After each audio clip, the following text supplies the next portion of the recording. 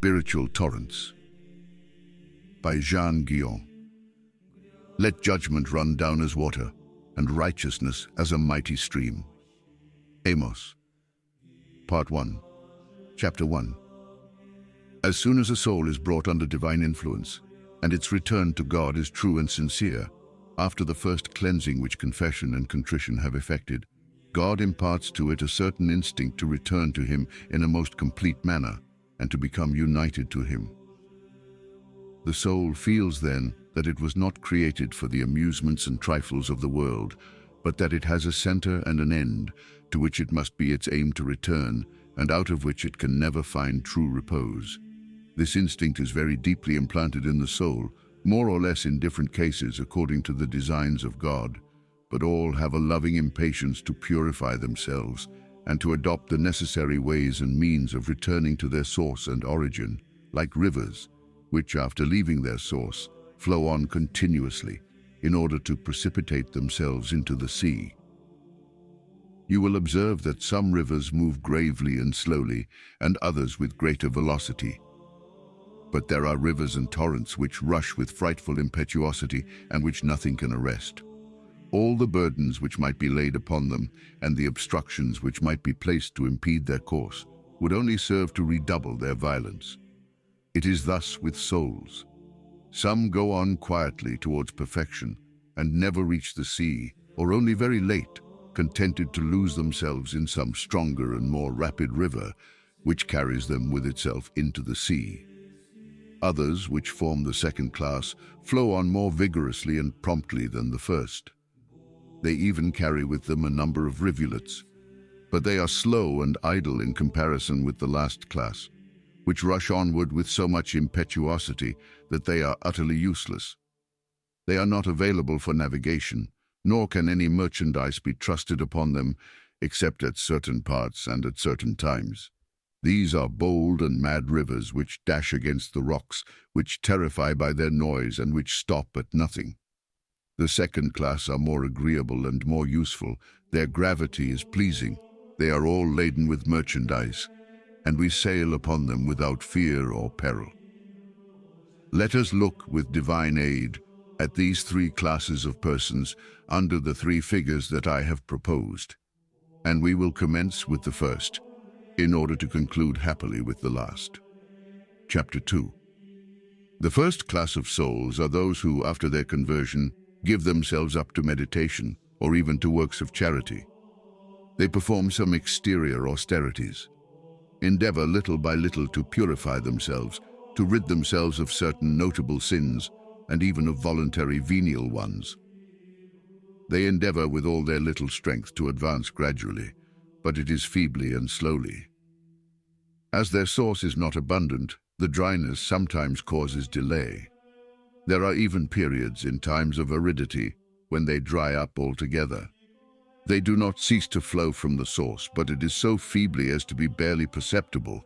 These rivers carry little or no merchandise, and therefore for the public need it must be taken to them.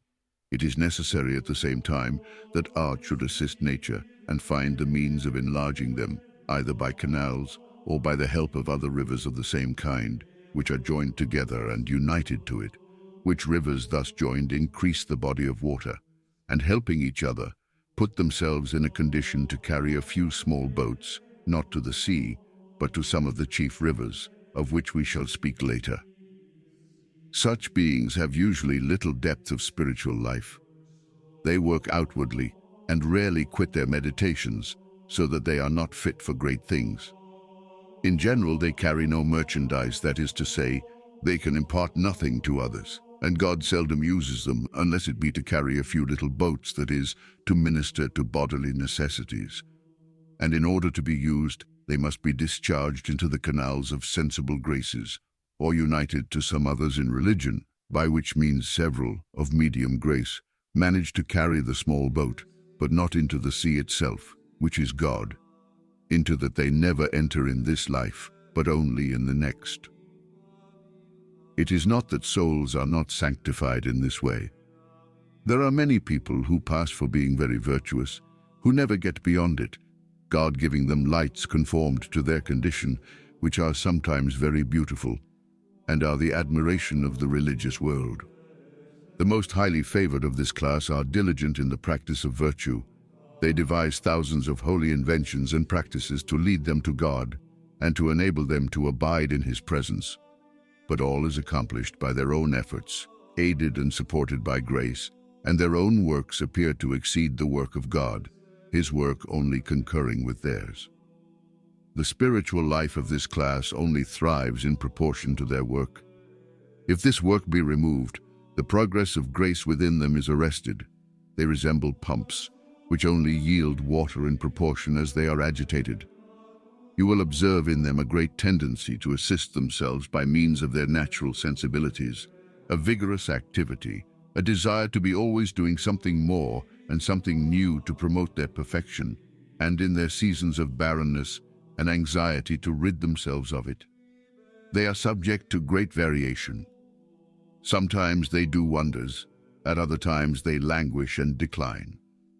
They have no evenness of conduct, because, as the greater part of their religion is in these natural sensibilities, whenever it happens that their sensibilities are dry, either from want of work on their part, or from a lack of correspondence on the part of God, they fall into discouragement, or else they redouble their efforts, in the hope of recovering of themselves what they have lost. They never possess, like others, a profound peace or calmness in the midst of distractions. On the contrary, they are always on the alert to struggle against them or to complain of them. Such minds must not be directed to passive devotion. This would be to ruin them irrecoverably, taking from them their means of access to God. For as with a person who is compelled to travel, and who has neither boat nor carriage, nor any other alternative than that of going on foot, if you remove his feet, you place advancement beyond his reach. So with these souls, if you take away their works, which are their feet, they can never advance. And I believe this to be the cause of the contests which now agitate the religious world. Those who are in the passive way, conscious of the blessedness they experience in it, would compel all to walk with them. Those, on the contrary, who are in what I have termed the state of meditation, would confine all to their way, which would involve inestimable loss. What must be done then? We must take the middle course and see for which of the two ways souls are fitted. This may be known in some by the opposition they have to remaining at rest and allowing themselves to be led by the Spirit of God, by a confusion of faults and defects into which they fall without being conscious of them, or, if they are possessed of natural prudence, by a certain skill in concealing their faults from others and from themselves, by their adherence to their sentiments, and by a number of other indications which cannot be explained. The way to deliver them from such a state would be to lead them to live less in the intellect and more in the affections, and if it be manifest that they are gradually substituting the one for the other, it is a sign that a spiritual work is being carried on within them. I am at a loss to understand why so loud a cry is raised against those books and writers that treat of the inner life. I maintain that they can do no harm, unless it be to some who are willing to lose themselves for the sake of their own pleasure, to whom not only these things, but everything else would be an injury, like spiders, which convert flowers into venom. But they can do no injury to those humble souls who are desirous for perfection, because it is impossible for any to understand them to whom the special light is not accorded. And whatever others may read, they cannot rightly understand those conditions which, being beyond the range of imagination, can be known only by experience. Perfection goes on with a steady advancement corresponding to the progress of the inner life. Not that there are no persons advanced in sanctification who have faults in appearance even greater than those of others, but they are not the same either as to their nature or their quality.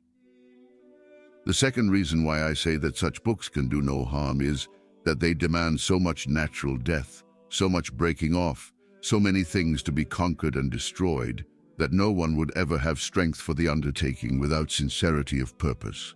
Or even if anyone undertook it, it would only produce the effect of meditation, which is to endeavor to destroy itself.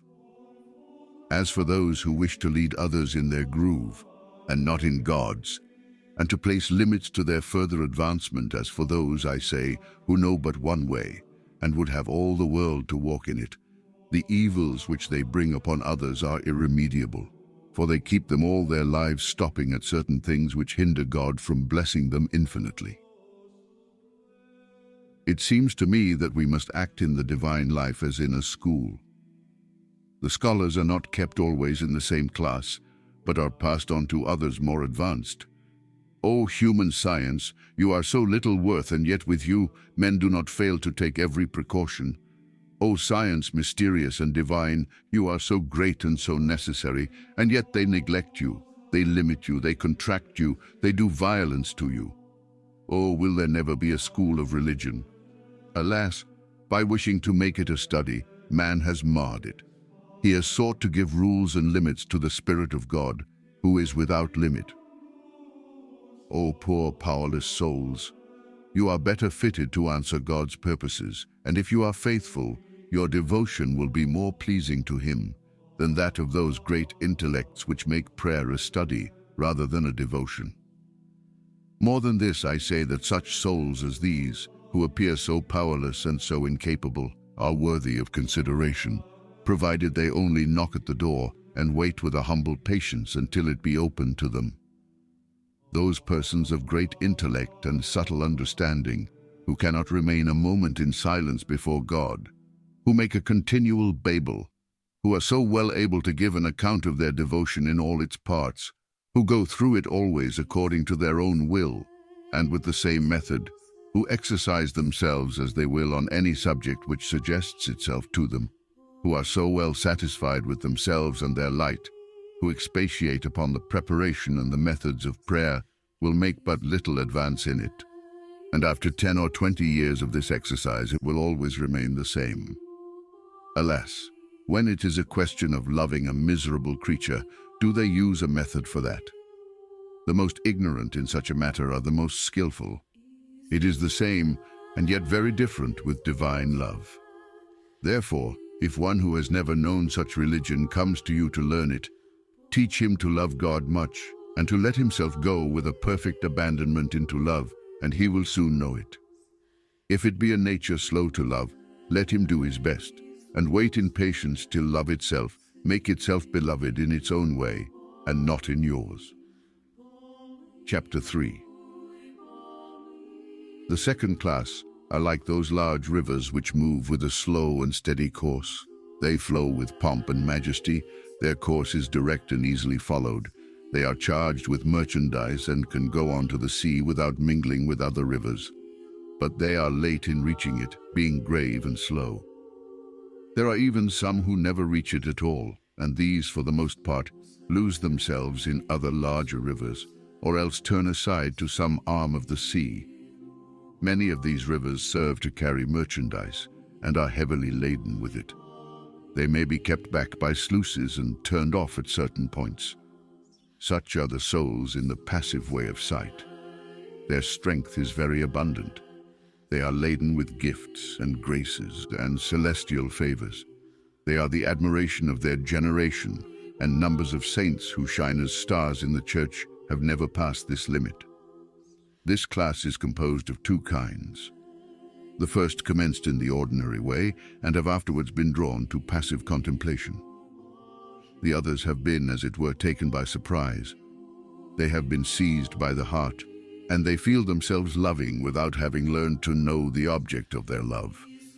For there is this difference between divine and human love, that the latter supposes a previous acquaintance with its object, because, as it is outside of it, the senses must be taken to it, and the senses can only be taken to it because it is communicated to them. The eyes see and the heart loves. It is not so with divine love. God, having an absolute power over the heart of man, and being its origin and its end, it is not necessary that he should make known to it what he is. He takes it by assault, without giving it battle. The heart is powerless to resist him, even though he may not use an absolute and violent authority, unless it be in some cases where he permits it to be so in order to manifest his power. He takes hearts then in this way, making them burn in a moment. But usually he gives them flashes of light which dazzle them and lift them nearer to himself. These persons appear much greater than those of whom I shall speak later, to those who are not possessed of a divine discernment, for they attain outwardly to a high degree of perfection, God eminently elevating their natural capacity and replenishing it in an extraordinary manner.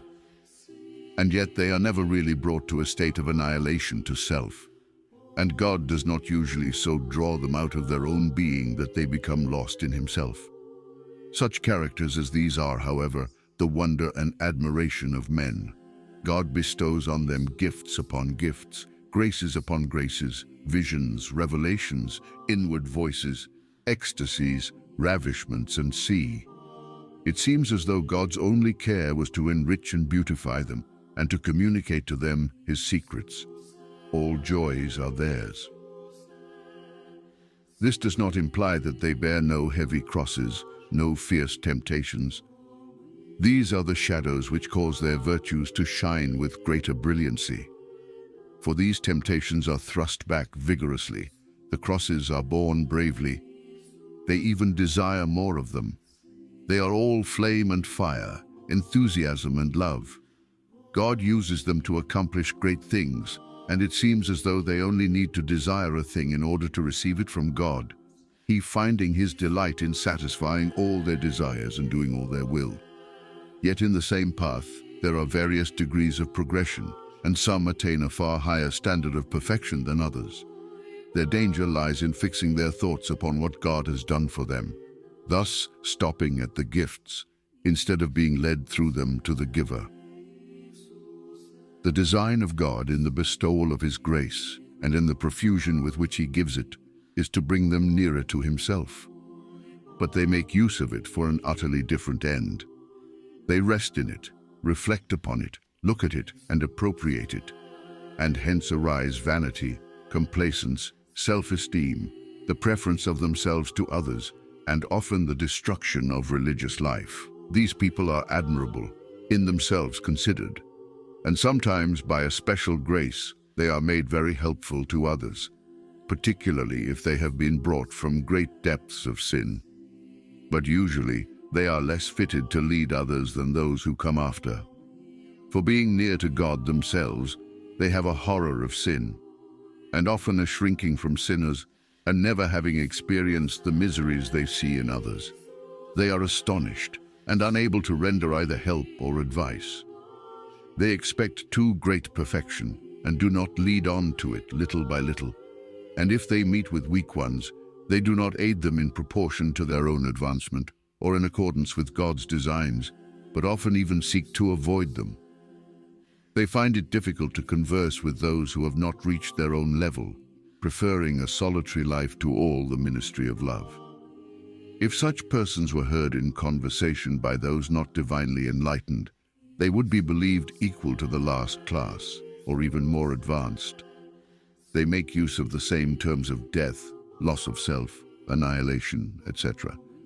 And it is quite true that they do die in their own way, that they are annihilated and lose themselves, for often their natural sensibilities are lost or suspended in their seasons of devotion. They even lose the habit of making use of them. Thus these souls are passive, but they have light and love and strength in themselves.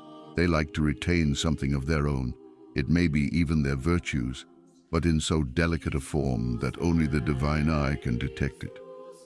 Such as these are so laden with merchandise that their course is very slow.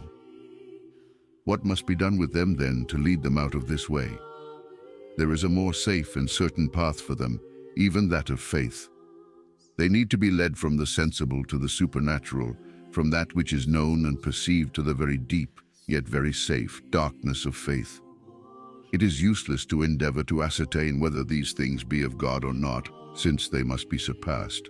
For if they are of God, they will be carried on by him, if only we abandon ourselves to him. And if they are not of God, we shall not be deceived by them, if we do not stay at them. This class of people find far greater difficulty in entering the way of faith than the first.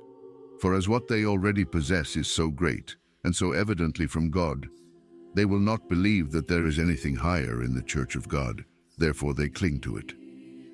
O God, how many spiritual possessions there are which appear great virtues to those who are not divinely enlightened, and which appear great and dangerous to those who are so. For those in this way regard as virtues what others look upon as subtle faults, and even the light to see them in their true colors is not given to them. These people have rules and regulations for their obedience, which are marked by prudence. They are strong and vigorous, though they appear dead. They are indeed dead as to their own wants, but not as to their foundation. Such souls as these often possess an inner silence, certain sinkings into God, which they distinguish and express well. But they have not that secret longing to be nothing like the last class. It is true they desire to be nothing by a certain perceptible annihilation, a deep humility, an abasement under the immense weight of God's greatness. All this is an annihilation in which they dwell without being annihilated. They have the feeling of annihilation without the reality, for the soul is still sustained by its feelings, and this state is more satisfactory to it than any other, for it gives more assurance. This class usually are only brought into God by death, unless it be some privileged ones whom God designs to be the lights of his church, or whom he designs to sanctify more eminently. And such he robs by degrees of all their riches. But as there are few sufficiently courageous to be willing, after so much blessedness, to lose it all, few pass this point, God's intention perhaps being that they should not pass it, and that as in the Father's house there are many mansions, they should only occupy this one. Let us leave the causes to God. Chapter 4. What shall we say of souls in this third way, unless it be that they resemble torrents which rise in high mountains? They have their source in God himself, and they have not a moment's rest until they are lost in him. Nothing stops them, and no burdens are laid upon them. They rush on with a rapidity which alarms even the most confident. These torrents flow without order, here and there, wherever they can find a passage, having neither regular beds nor an orderly course. They sometimes become muddy by passing through ground which is not firm, and which they bear away with them by their rapidity.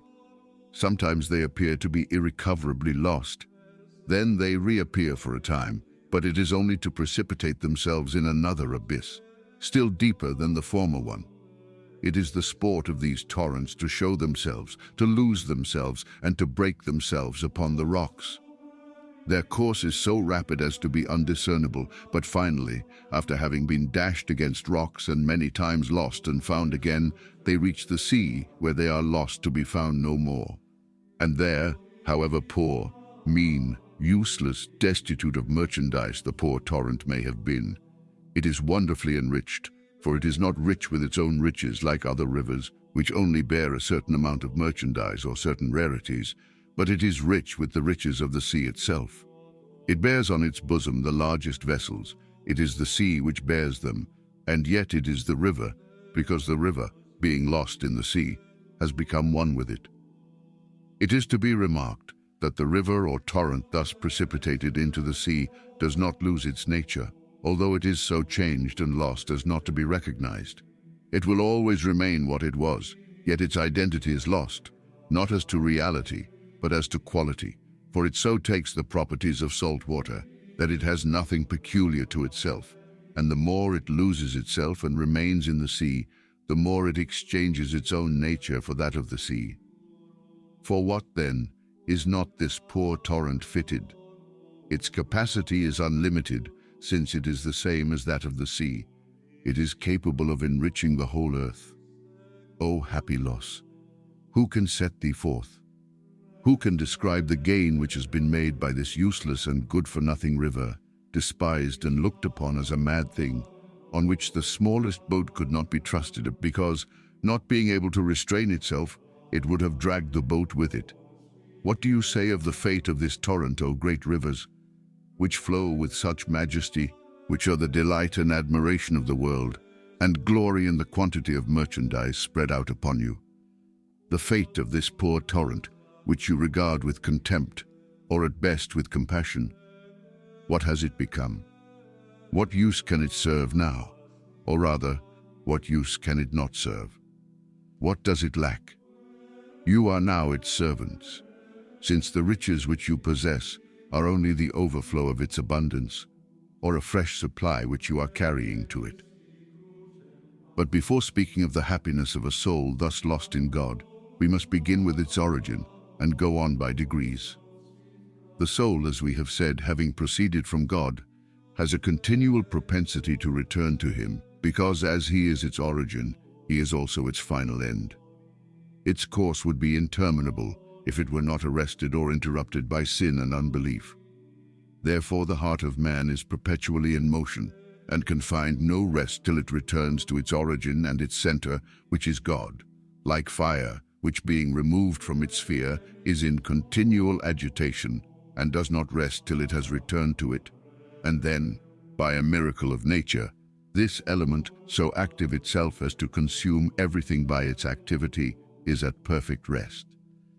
O poor soul who is seeking happiness in this life, you will never find it out of God. Seek to return to Him. There all your longings and troubles, your agitations and anxieties will be reduced to perfect rest. It is to be remarked that in proportion as fire approaches its center, it always approaches rest, although its swiftness increases. It is the same with the soul. As soon as sin ceases to hold it back, it seeks indefatigably to find God. And if it were not for sin, nothing could impede its course, which would be so speedy that it would soon attain its end. But it is also true that in proportion as it approaches God, its speed is augmented, and at the same time becomes more peaceful. For the rest, or rather the peace, since it is not at rest, but is pursuing a peaceful course, increases so that its peace redoubles its speed, and its speed increases its peace. The hindrances, then, arise from sins and imperfections, which arrest for a time the course of the soul, more or less, according to the magnitude of the fault. Then the soul is conscious of its activity, as though when fire was going on towards its center, it encountered obstacles, such as pieces of wood or straw. It would resume its former activity in order to consume these obstacles or barriers, and the greater the obstacle, the more its activity would increase. If it were a piece of wood, a longer and stronger activity would be needed to consume it. But if it were only a straw, it would be burned up in a moment, and would but very slightly impede its course. You will notice that the obstacles which the fire would encounter would only impart to it a fresh stimulus to surmount all which prevented its union with its center. Again, it is to be remarked that the more obstacles the fire might encounter and the more considerable they might be, the more they would retard its course. And if it were continually meeting with fresh ones, it would be kept back and prevented from returning whence it came. We know by experience that if we continually add fuel to fire, we shall keep it down and prevent its rising. It is the same with the souls of men. Their instincts and natural propensities lead them towards God. They would advance incessantly were it not for the hindrances they meet.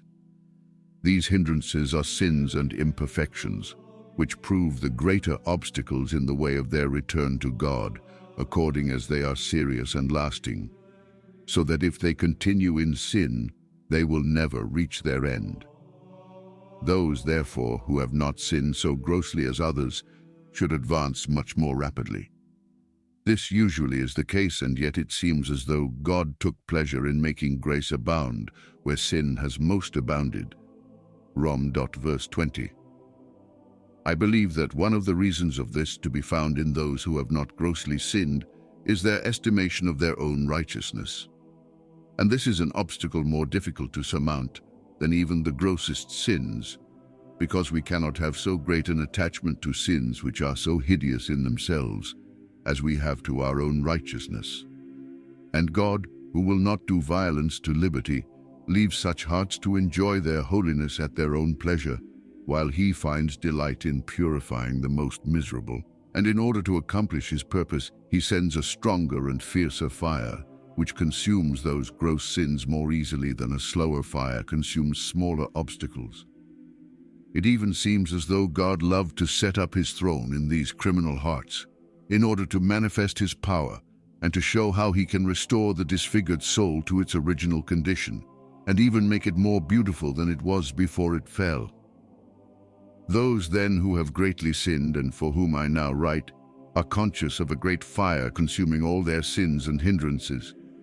They often find their course impeded by besetting sins, but his fire consumes them again and again till they are completely subdued. And as the fire thus goes on consuming, the obstacles are more and more easily surmounted, so that at last they are no more than straws, which, far from impeding its course, only make it burn the more fiercely. Let us then take the soul in its original condition and follow it through its various stages. If God, who inspires these thoughts, which only occur to me as I write, wills that we should do so. As God's design for the soul is that it should be lost in himself, in a manner unknown to ordinary Christians, he begins his work by imparting to it a sense of its distance from him. As soon as it has perceived and felt this distance, the natural inclination which it has to return to its source, and which has been, as it were, deadened by sin, is revived. Then the soul experiences true sorrow for sin, and is painfully conscious of the evil which is caused by this separation from God.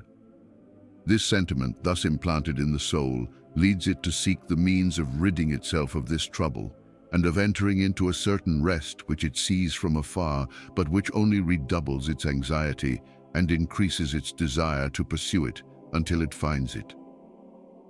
Some of those who are thus exercised, having never been taught that they must seek to have God within them and not expect to find him in outward righteousness, give themselves up to meditation and seek without what can only be found within.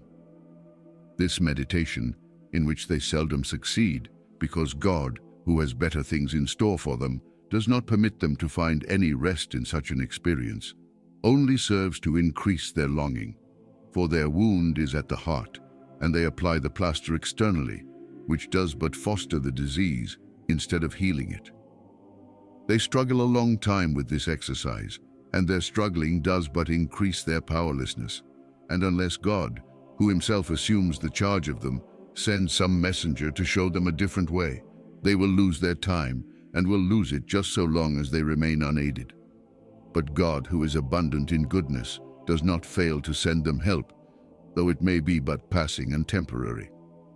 As soon then as they are taught that they cannot advance because their wound is an internal one, and they are seeking to heal it by external applications, when they are led to seek in the depths of their own hearts what they have sought in vain out of themselves, then they find, with an astonishment which overwhelms them, that they have within them a treasure which they have been seeking far off.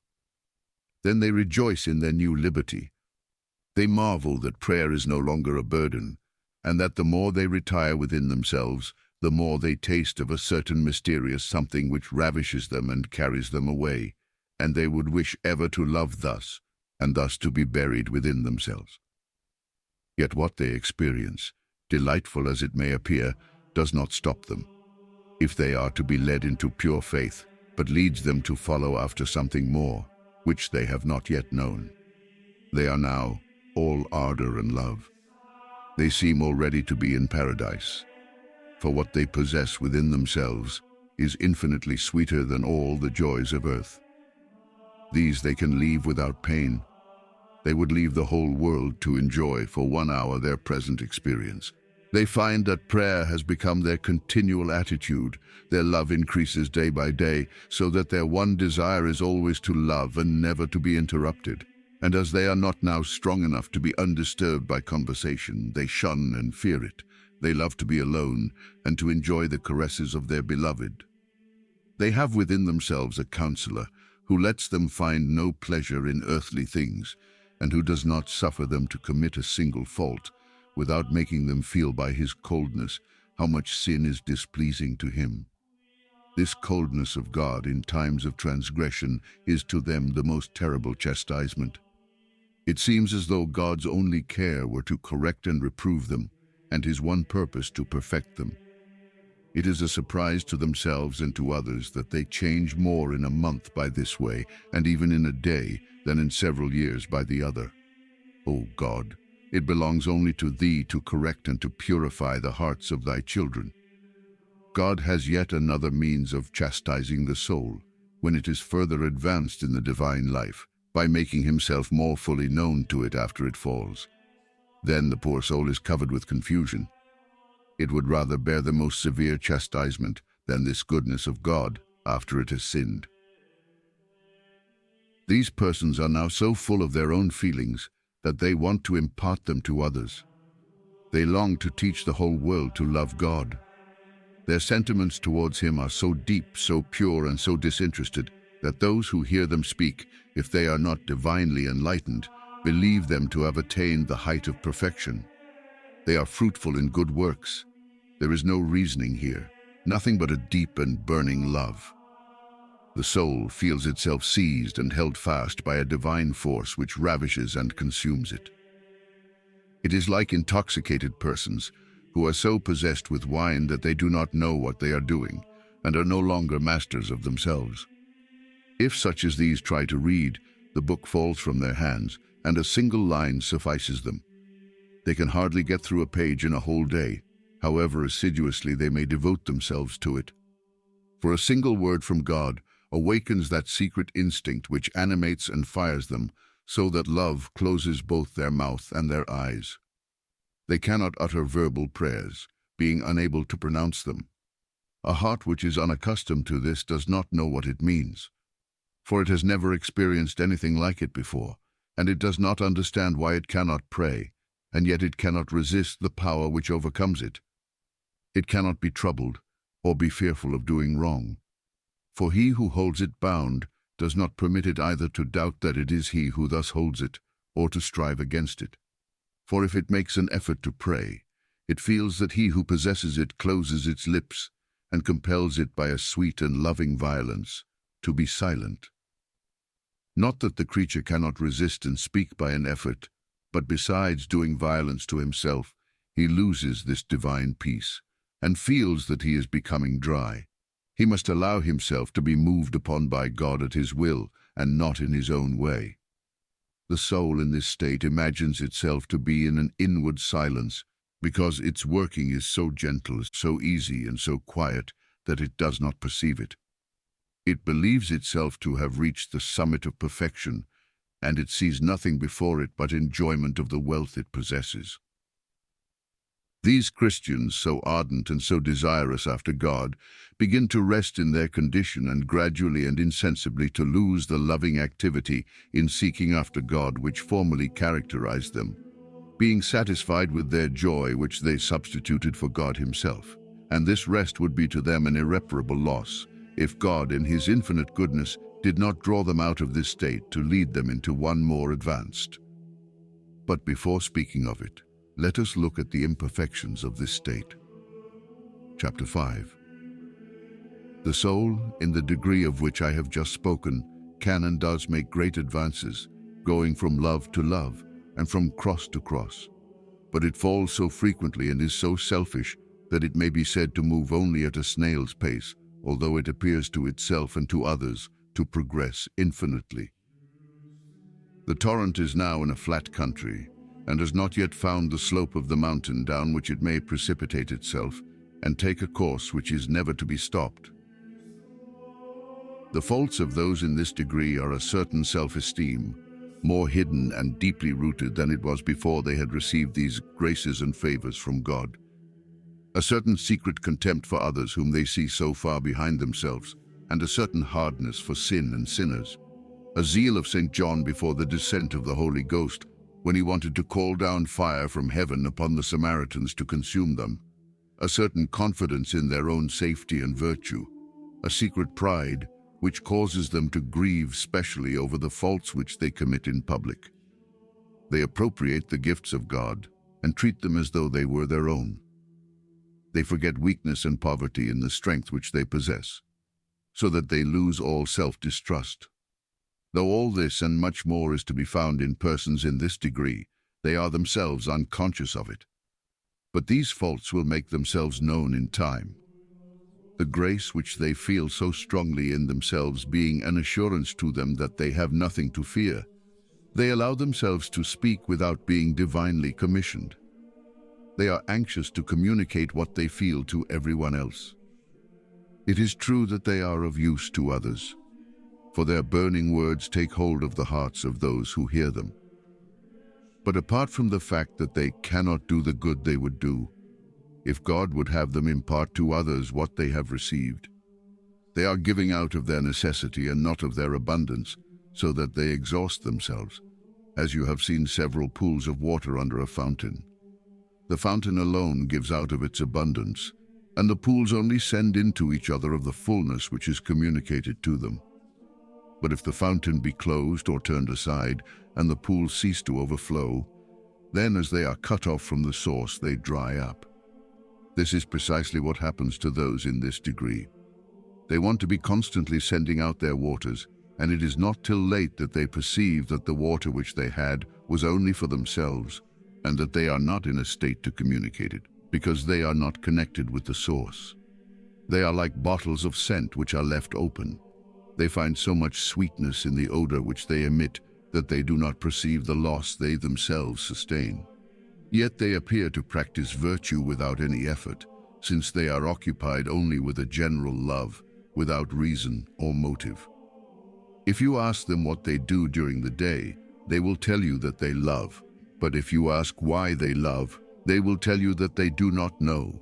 They only know that they love, and that they burn with desire to suffer for the object of their love. You may ask if it is not the sight of the suffering of their beloved which inspires them with the longing to suffer with him, but they will reply that the thought of his sufferings did not even enter their mind. Neither is it the desire to imitate the virtues which they see in him, for they do not think of them, nor the sight of his beauty which enraptures them, for they do not look at it. Only they feel in the depths of their heart a deep wound, yet so delightful that they rest in their pain and find their pleasure in their grief.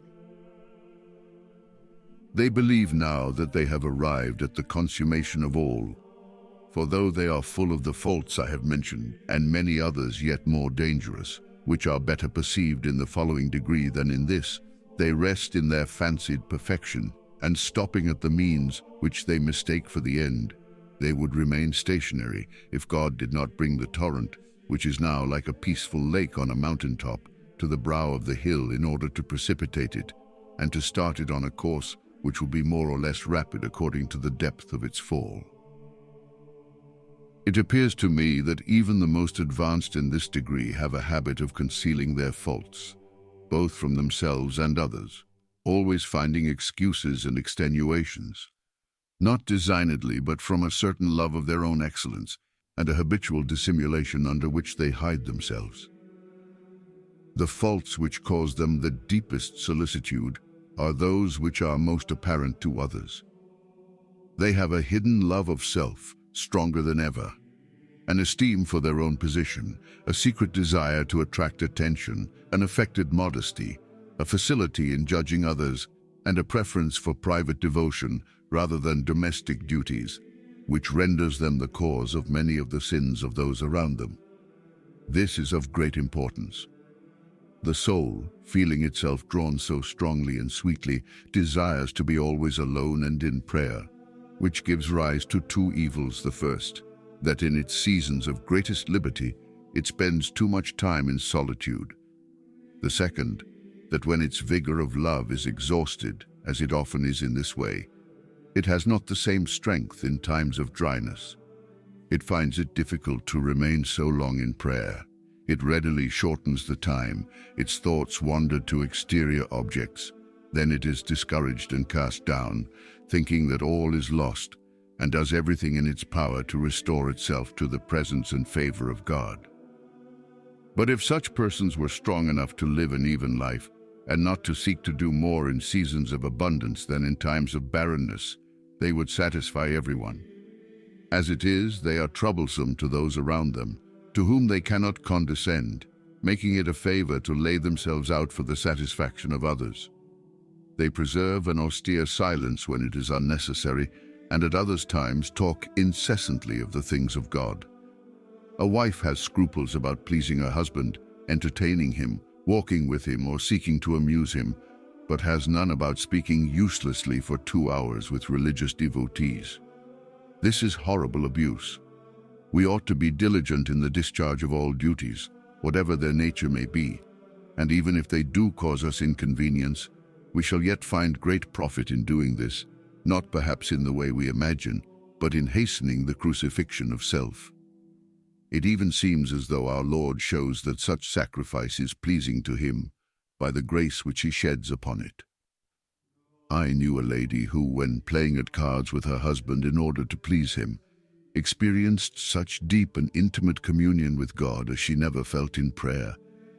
And it was the same with everything she did at her husband's desire. But if she neglected these things for others which she thought better, she was conscious that she was not walking in the will of God. This did not prevent her often committing faults, because the attractions of meditation and the happiness of devotion, which are preferred to these apparent losses of time, insensibly draw the soul away and lead it to change its course, and this by most people is looked upon as sanctity. However, those who are to be taught the way of faith are not suffered long to remain in these errors, because as God designs to lead them on to better things, he makes them conscious of their deficiency. It often happens, too, that persons by means of this death to self, and acting contrary to their natural inclinations, feel themselves more strongly drawn to their inward rest. For it is natural to man to desire most strongly what it is most difficult for him to obtain, and to desire most intensely those things which he most earnestly resolves to avoid. This difficulty of being able to enjoy only a partial rest increases the rest, and causes them even in activity to feel themselves acted upon so powerfully that they seem to have two souls within them, the inner one being infinitely stronger than the outer.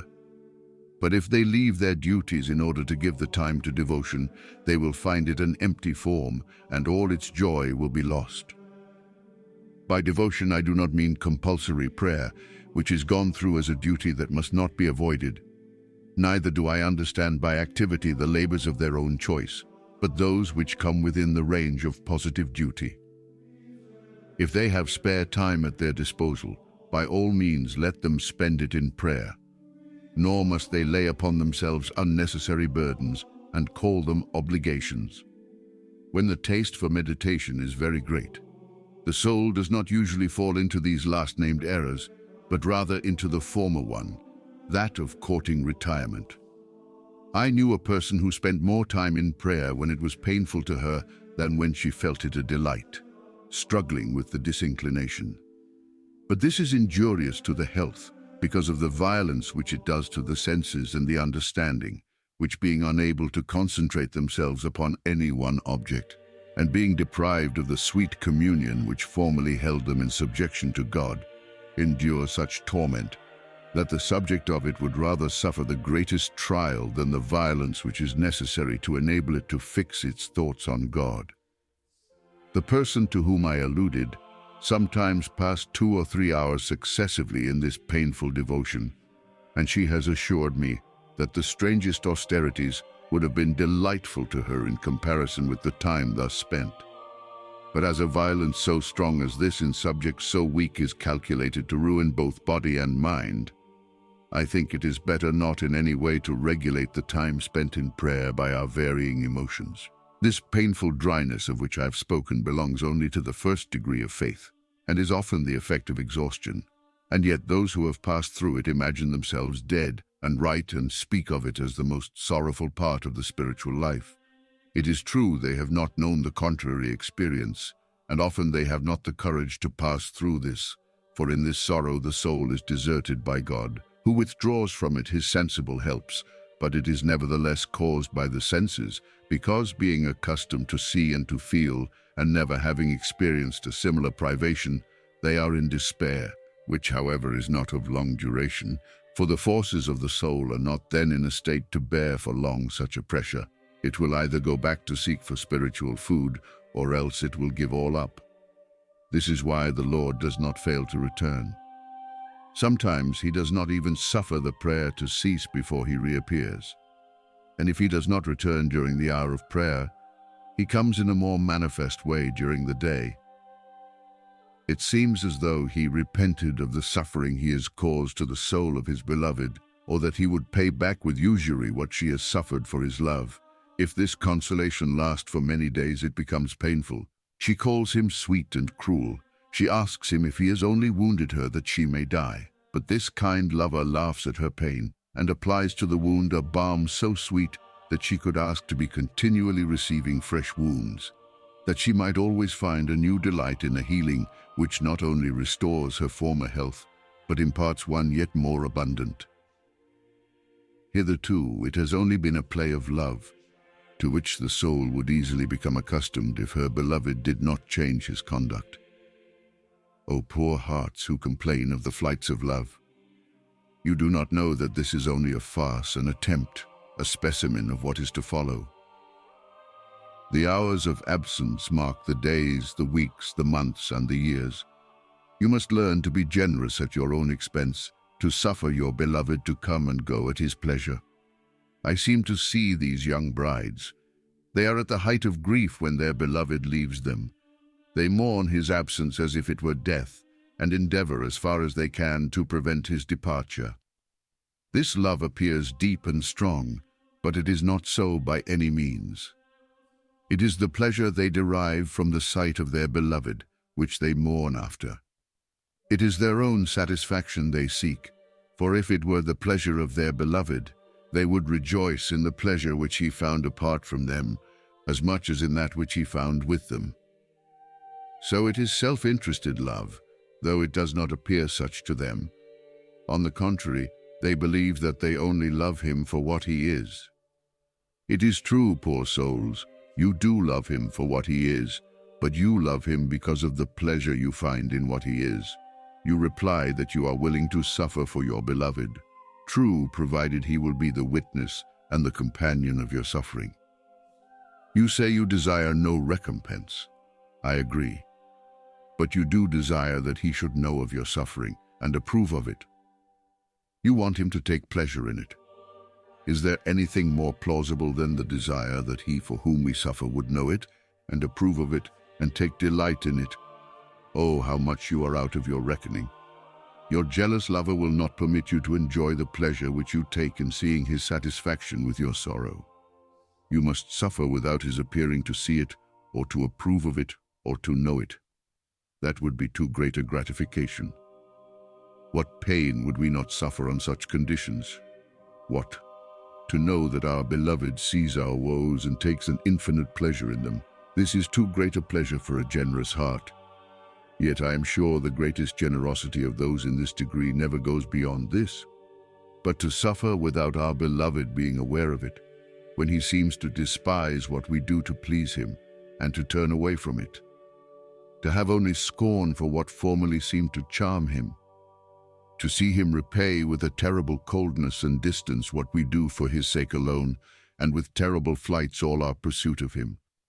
To lose without complaint all that he had formerly given as pledges of his love, and which we think we have repaid by our love, our fidelity, and our suffering.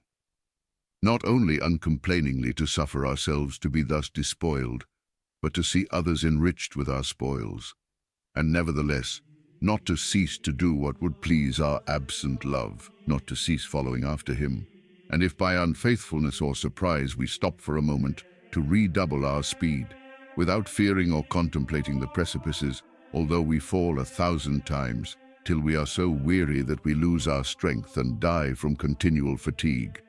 When, perhaps if our beloved turns and looks upon us, his glance restores life by the exquisite pleasure it gives, until at last he becomes so cruel that he lets us die for want of help.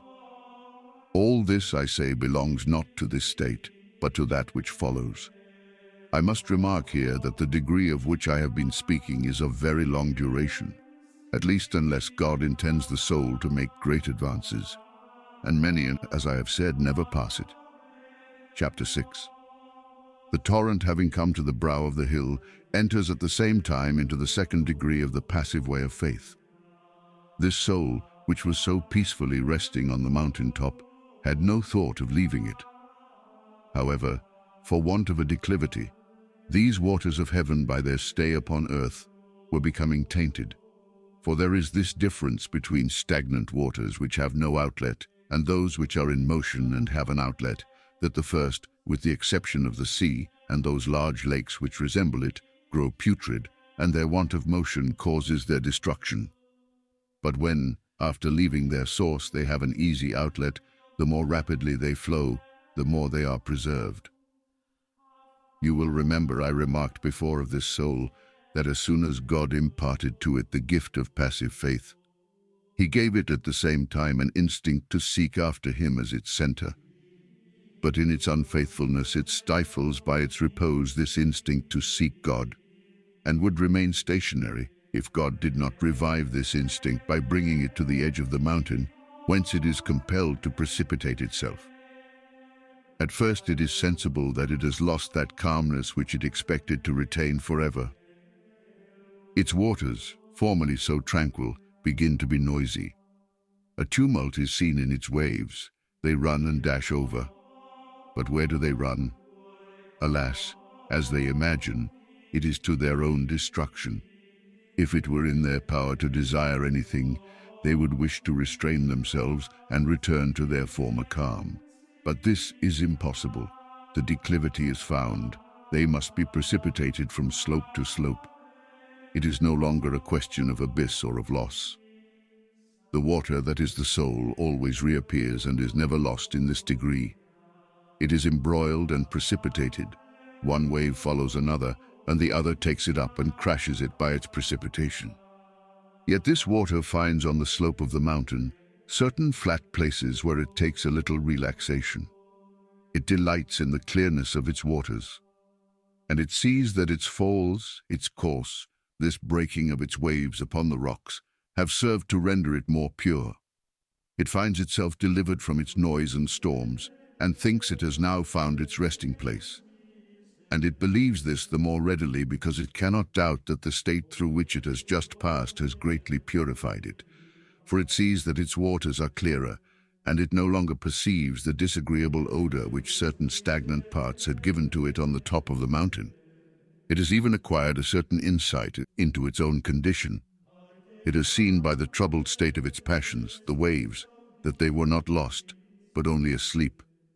As when it was descending the mountain on its way to this level, it thought it was losing its way and had no hope of recovering its lost peace.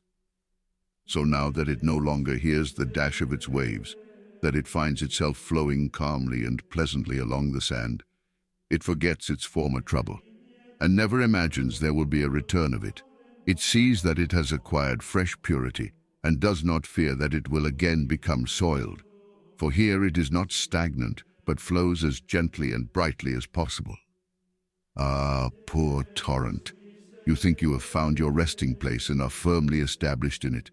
You begin to delight in your waters. The swans glide upon them and rejoice in their beauty. But what is your surprise while, as you are flowing along so happily, you suddenly encounter a steeper slope, longer and more dangerous than the first. Then the torrent recommences its tumult. Formerly it was only a moderate noise. Now it is insupportable. It descends with a crash and a roar greater than ever. It can hardly be said to have a bed, for it falls from rock to rock and dashes down without order or reason. It alarms everyone by its noise. All fear to approach it. Ah, poor torrent! What will you do? You drag away in your fury all that comes in your way. You feel nothing but the declivity down which you are hurried, and you think you are lost. Nay, do not fear. You are not lost, but the time of your happiness is not yet come. There must be many more disturbances and losses before then. You have but just commenced your course. At last this dashing torrent feels that it has gained the foot of the mountain and another level spot. It resumes its former calm, and even a deeper one.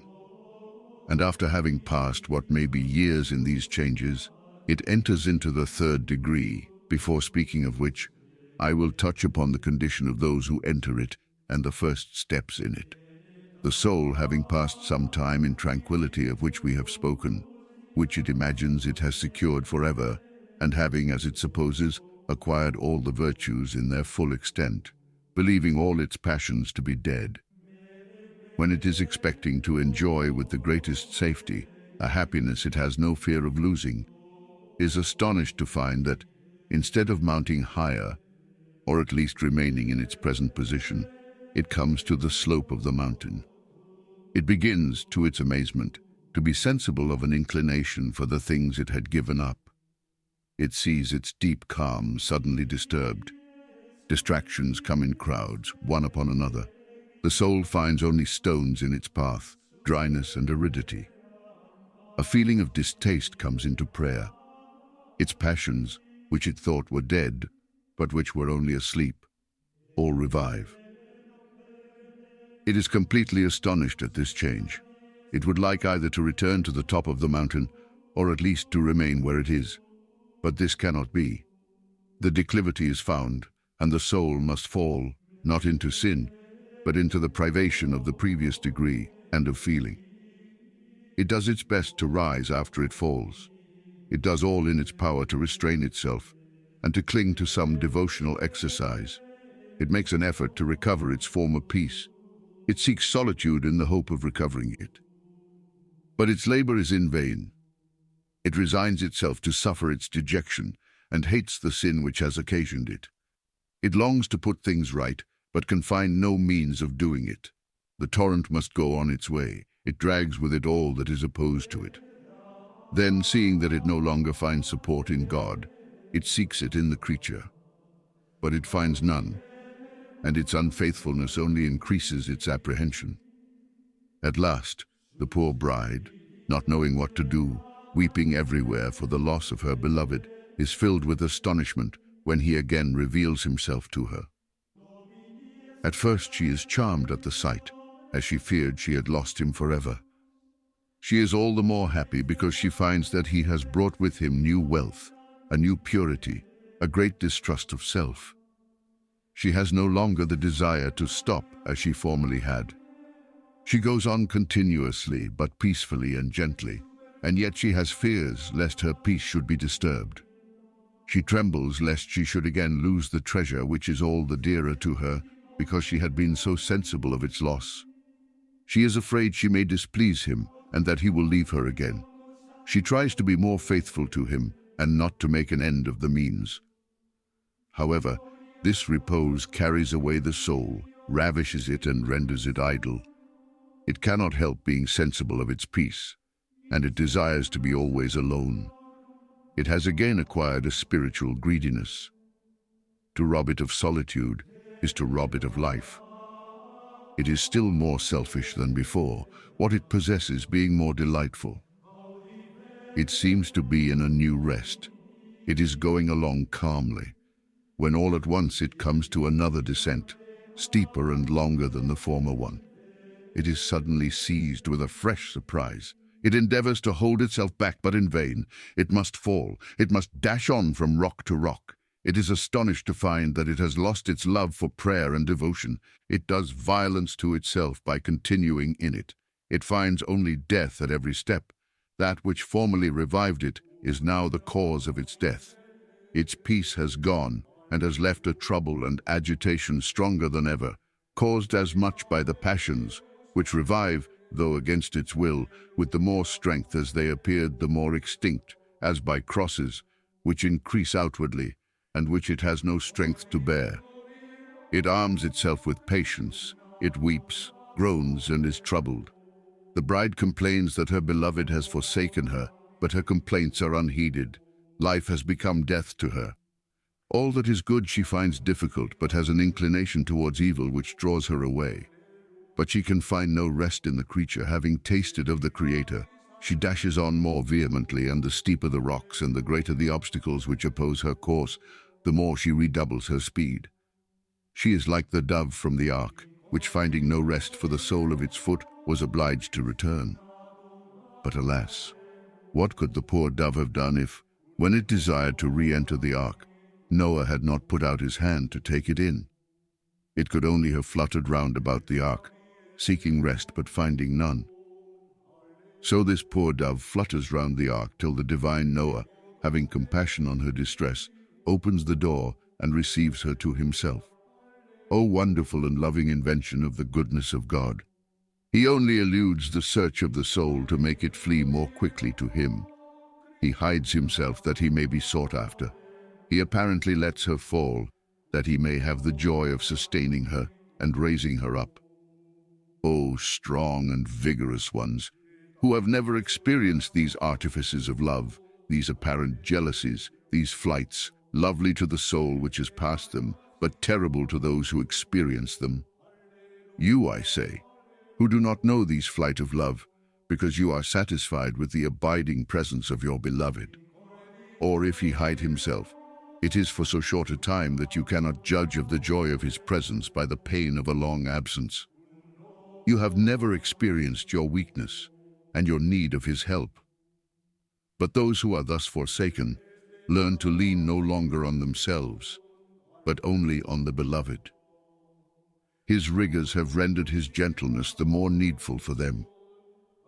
These persons often commit faults through sheer weakness, and because they are deprived of all sensible support. And these faults so fill them with shame that, if they could, they would hide themselves from their beloved. Alas, in the terrible confusion into which they are thrown, he gives them a glimpse of himself. He touches them with his scepter, like another Ahasuerus, Esther, verse 2, that they may not die. But his tender caresses only serve to increase their confusion at the thought of having displeased him. At other times he makes them sensible, by his severity, how much their unfaithfulness displeases him. Oh, then if they could sink into dust, they would. They would do anything to repair the injury done to God. And if by any slight neglects, which appear crimes to them, they have offended their neighbor, what return are they not willing to make? But it is pitiful to see the state of that one who has driven away her beloved. She does not cease to run after him, but the faster she goes, the further he seems to leave her behind. And if he stops, it is only for a moment, that she may recover breath. She feels now that she must die, for she no longer finds life in anything. All has become death to her. Prayer, reading, conversation, all is dead. She loses the joy of service, or rather she dies to it, performing it with so much pain and weariness that it is as death to her. At last, after having fought well but uselessly, after a long succession of conflicts and rests, of lives and deaths, she begins to see how she has abused the grace of God, and that this state of death is better for her than life. For as she sees her beloved returning, and finds that she possesses him more purely, and that the state which preceded her rejoicing was a purification for her, she abandons herself willingly to death, and to the coming and going of her beloved, giving him full liberty to go and come as he will. She receives instruction as she is able to bear it. Little by little she loses her joy in herself, and is thus prepared for a new condition. But before speaking of it, let me say that in proportion as the soul advances, its joys become short, simple, and pure, and its privations long and agonizing, until it has lost its own joy to find it no more. And this is the third degree, that of death, burial, and decay. This second degree ends in death and goes no further.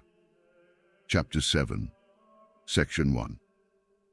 You have seen dying persons who, after they have been believed to be dead, have all at once assumed a new strength and retained it until their death. As a lamp whose oil is spent flickers in the surrounding darkness, but only to die out the more quickly. Thus the soul casts out flames, which only last for a moment. It has bravely resisted death, but its oil is spent. The sun of righteousness has so withered it up that it is forced to die.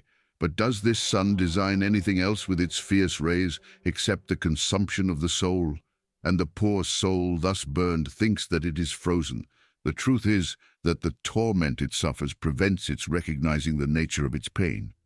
So long as the sun was obscured by clouds and gave out rays to a certain extent moderated, it felt the heat and thought it was burning, while in reality it was but slightly warmed. But when the sun flashed full upon it, then the soul felt itself burning, without believing that it was so much as warmed. O loving deceit, O sweet and cruel love, have you lovers only to deceive them thus? You wound these hearts and then hide your darts and make them pursue after that which has wounded them. You attract them and show yourself to them, and when they long to possess you, you flee from them. When you see the soul reduced to the last extremity and out of breath from its constant pursuit, you show yourself for a moment that it may recover life, only to be killed 1,000 times with ever-increasing severity. O rigorous lover, innocent murderer, why dost thou not kill with a single blow? Why give wine to an expiring heart and restore life in order to destroy it afresh? This is thy sport. Thou woundest to the death, and when thou seest the victim on the point of expiring, thou healest one wound in order to inflict another. Alas, usually we die but once, and the very cruelest murderers in times of persecution. Though they prolonged life, it is true, yet were content to destroy it but once. But thou, less compassionate than they, takest away our life time after time, and restorest it again. O life which cannot be lost without so many deaths, O death which can only be attained by the loss of so many lives, perhaps the soul, after thou hast devoured it in thy bosom, will enjoy its beloved. That would be too great happiness for it. It must undergo another torture. It must be buried and reduced to ashes.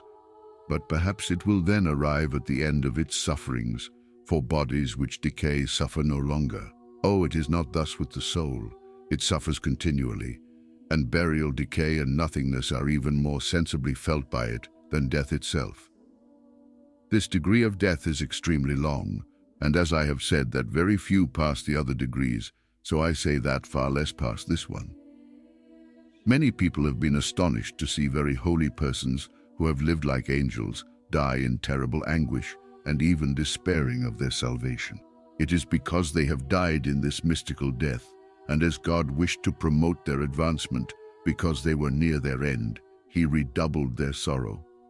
The work of stripping the soul must be left wholly to God. He will do the work perfectly, and the soul will second the spoliation and the death without putting hindrances in the way. But to do the work for ourselves is to lose everything, and to make a vile state of a divine one. There are persons who, hearing of this spoliation, have effected it for themselves, and remain always stationary, for as the stripping is their own work, God does not clothe them with Himself. The design of God in stripping the soul is to clothe it again. He only impoverishes that He may enrich, and He substitutes Himself for all He takes away, which cannot be the case with those whose spoliation is their own work. They indeed lose the gifts of God, but they do not possess God Himself in exchange. In this degree, the soul has not learned to let itself be stripped, emptied, impoverished, killed, and all its efforts to sustain itself will but be its irreparable loss, for it is seeking to preserve a life which must be lost. As a person wishing to cause a lamp to die out without extinguishing it would only have to cease to supply it with oil, and it would die out of itself. But if this person, while persistently expressing a wish that the lamp would go out, continued replenishing it with oil from time to time, the lamp would never go out. It is the same with the soul in this degree, which holds on, however feebly, to life. If it consoles itself, does not suffer itself to be killed, in a word, if it performs any actions of life whatever, it will thereby retard its death. O poor soul, fight no longer against death, and you will live by your death. I seem to see a drowning man before me. He makes every effort to rise to the surface of the water. He holds on to anything that offers itself to his grasp. He preserves his life so long as his strength holds out. He is only drowned when that strength fails. It is thus with Christians. They endeavor as long as possible to prevent their death. It is only the failure of all power which makes them die. God, who wishes to hasten this death, and who has compassion upon them, cuts off the hands with which they cling to a support, and thus obliges them to sink into the deep. Crosses become multiplied, and the more they increase, the greater is the helplessness to bear them, so that they seem as though they never could be borne. The most painful part of this condition is that the trouble always begins by some fault in the sufferer, who believes he has brought it upon himself. At last the soul is reduced to utter self-despair.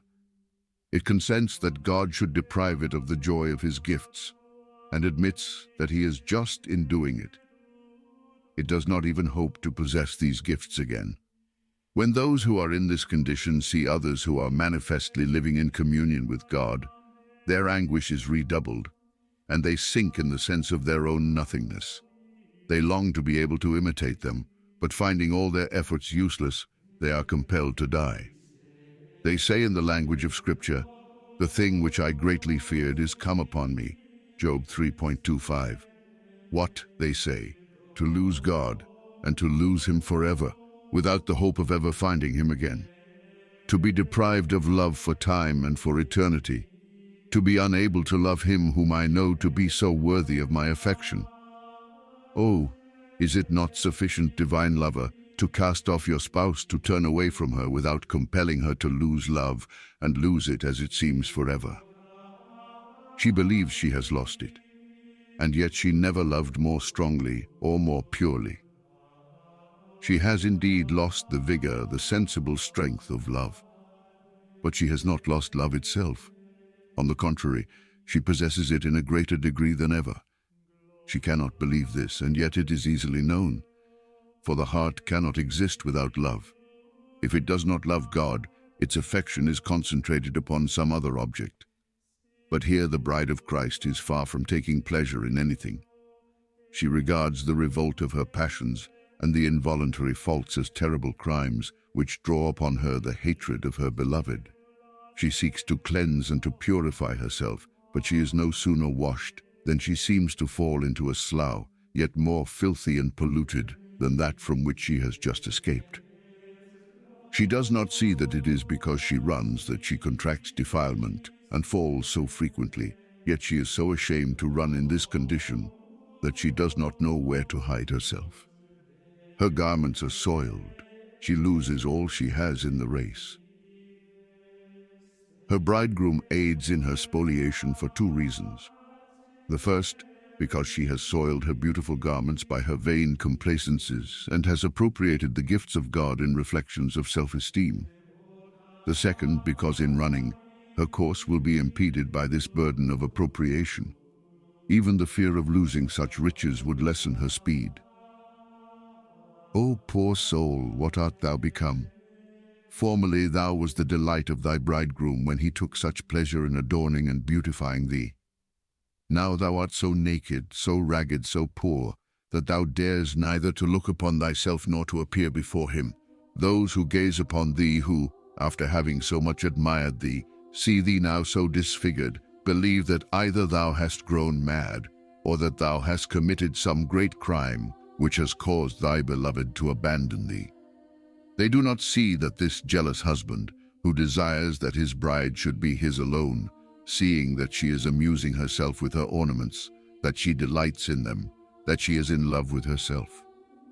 Seeing this, I say, and that she sometimes ceases looking at him in order to look at herself, and that her love to him is growing cold because her self-love is so strong, is stripping her and taking away all her beauties and riches from before her eyes.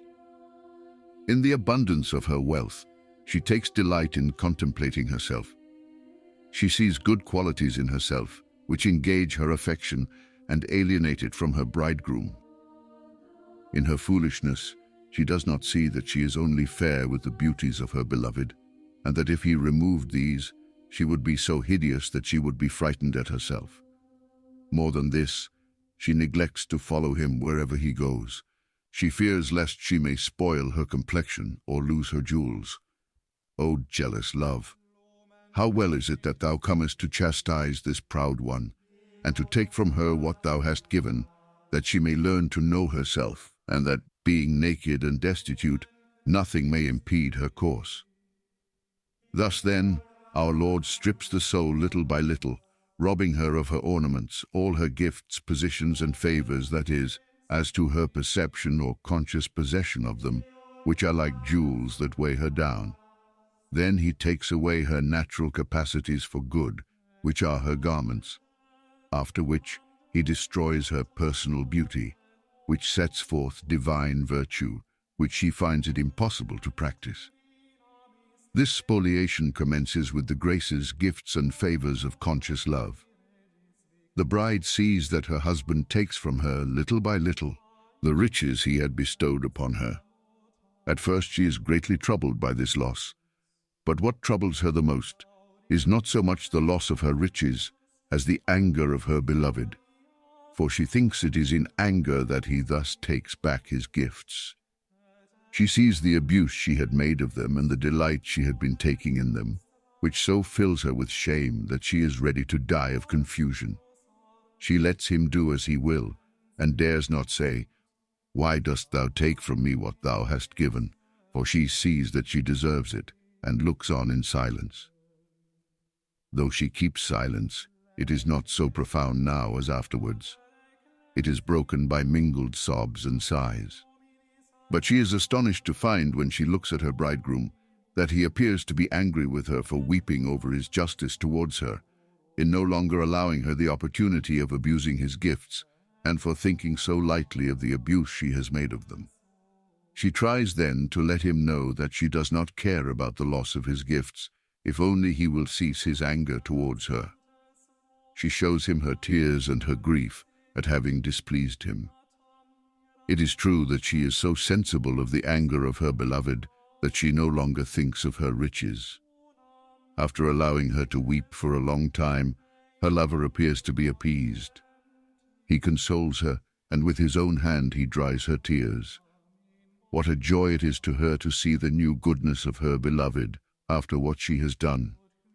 Yet he does not restore her former riches, and she does not long for them, being only too happy to be looked upon, consoled, and caressed by him. At first she receives his caresses with so much confusion that she dare not lift her eyes, but forgetting her past woes in her present happiness, she loses herself in the new caresses of her beloved, and thinking no more of her past miseries, she glories and rests in these caresses, and thereby compels the bridegroom to be angry again, and to despoil her anew.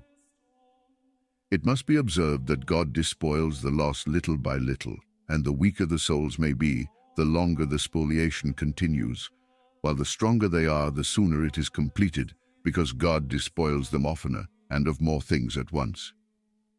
But however rough this spoliation may be, it only touches superfluities on the outside, that is to say, gifts, graces, and favors. This leading of God is so wonderful, and is the result of such deep love to the soul, that it would never be believed, except by those who have experienced it. For the heart is so full of itself, and so permeated with self-esteem, that if God did not treat it thus, it would be lost. It will perhaps be asked, if the gifts of God are productive of such evil consequences, why are they given? God gives them in the fullness of his goodness, in order to draw the soul from sin, from attachment to the creature, and to bring it back to himself. But these same gifts with which he gratifies it, that he may wean it from earth and from self to love him, at least from gratitude we use to excite our self-love and self-admiration, to amuse ourselves with them. And self-love is so deeply rooted in man that it is augmented by these gifts, for he finds in himself new charms which he had not discovered before. He delights in them and appropriates to himself what belongs only to God. It is true God could deliver him from it, but he does not do it, for reasons known only to himself.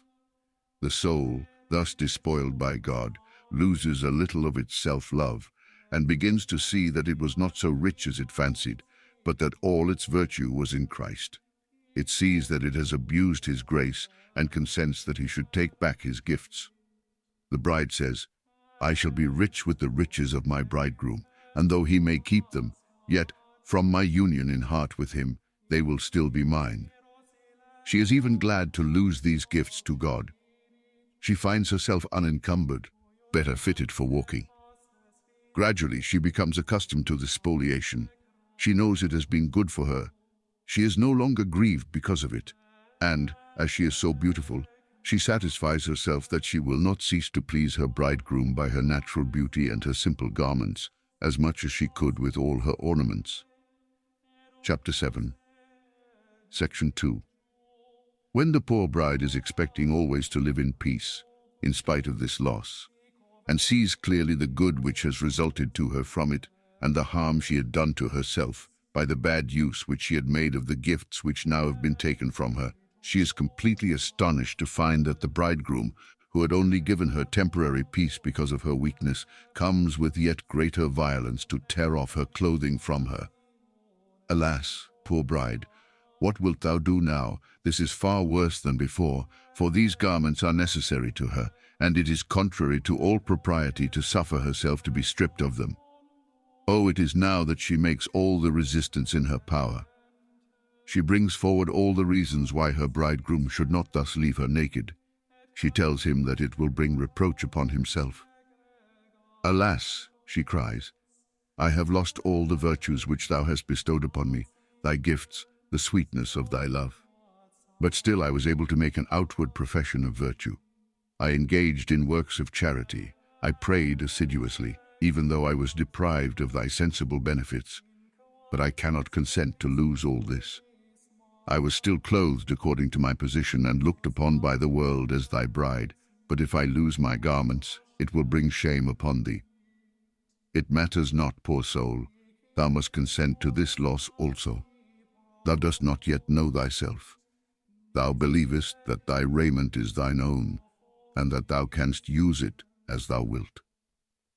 But though I acquired it at such a cost, thou hast given it back to me, as if it were a recompense on thy part for the labors I have endured for thee. Let it go, thou must lose it. The soul, having done its best to keep it, lets it go little by little and finds itself gradually despoiled. It finds no inclination for anything. On the contrary, all is distasteful to it. Formerly it had aversions and difficulties, without absolute powerlessness. But here all power is taken from it. Its strength of body and mind fails entirely.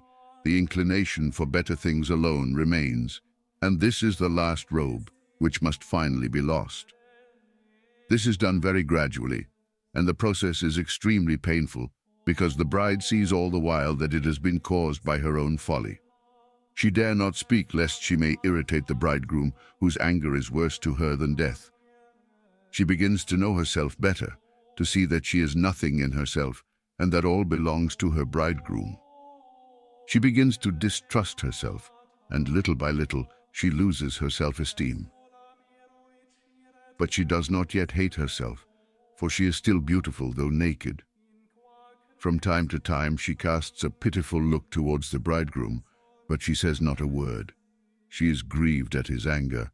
It seems to her that the spoliation would be of little moment if she had not offended him, and if she had not rendered herself unworthy to wear her nuptial robes. If she was confused when at the first her riches were taken from her, her confusion at the sight of her nakedness is infinitely more painful. She cannot bear to appear before her bridegroom, so deep is her shame. But she must remain and run hither and thither in this state. What, is it not even permitted to her to hide herself? No, she must appear thus in public. The world begins to think less highly of her. It says, "Is this that bride who was once the admiration of angels and of men? See how she has fallen." These words increase her confusion because she is well aware that her bridegroom has dealt justly with her. She does what she can to induce him to clothe her a little, but he will do nothing after having thus stripped her of all, for her garments would satisfy her by covering her and would prevent her seeing herself as she is. It is a great surprise to a soul that thinks itself far advanced towards perfection to see itself thus despoiled all at once. It imagines the old sins from which it was once purged must have returned. But it is mistaken. The secret is that she was so hidden by her garments as to be unable to see what she was. It is a terrible thing for a soul to be thus stripped of the gifts and graces of God, and it is impossible that any should know or imagine what it is without the actual experience of it. Chapter 7, Section 3. All this would be but little if the bride still retained her beauty, but the bridegroom robs her of that also. Hitherto she has been despoiled of gifts, graces and favors, facility for good. She has lost all good works, such as outward charity, care for the poor, readiness to help others, but she has not lost the divine virtues. Here, however, these too must be lost, so far as their practice is concerned, or rather the habit of exercising them, as acquired by herself, in order to appear fair. In reality, they are all the while being more strongly implanted. She loses virtue after virtue, but it is only that she may find it again in Christ. This degraded bride becomes, as she imagines, filled with pride. She who was so patient, who suffered so easily, finds that she can suffer nothing. Her senses revolt her by continual distractions. She can no longer restrain herself by her own efforts, as formerly.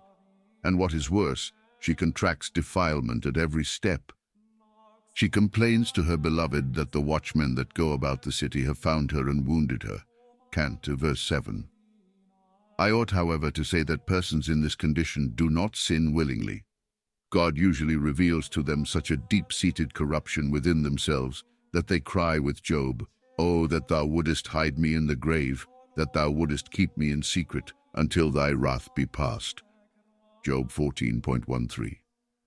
It must not be supposed that either here or at any other state of progress God suffers the soul really to fall into sin, and so truly is this the case, that though they appear in their own eyes the most miserable sinners, yet they can discover no definite sin of which they are guilty, and only accuse themselves of being full of misery, and of having only sentiments contrary to their desires. It is to the glory of God that, when He makes the soul most deeply conscious of its inward corruption, He does not permit it to fall into sin.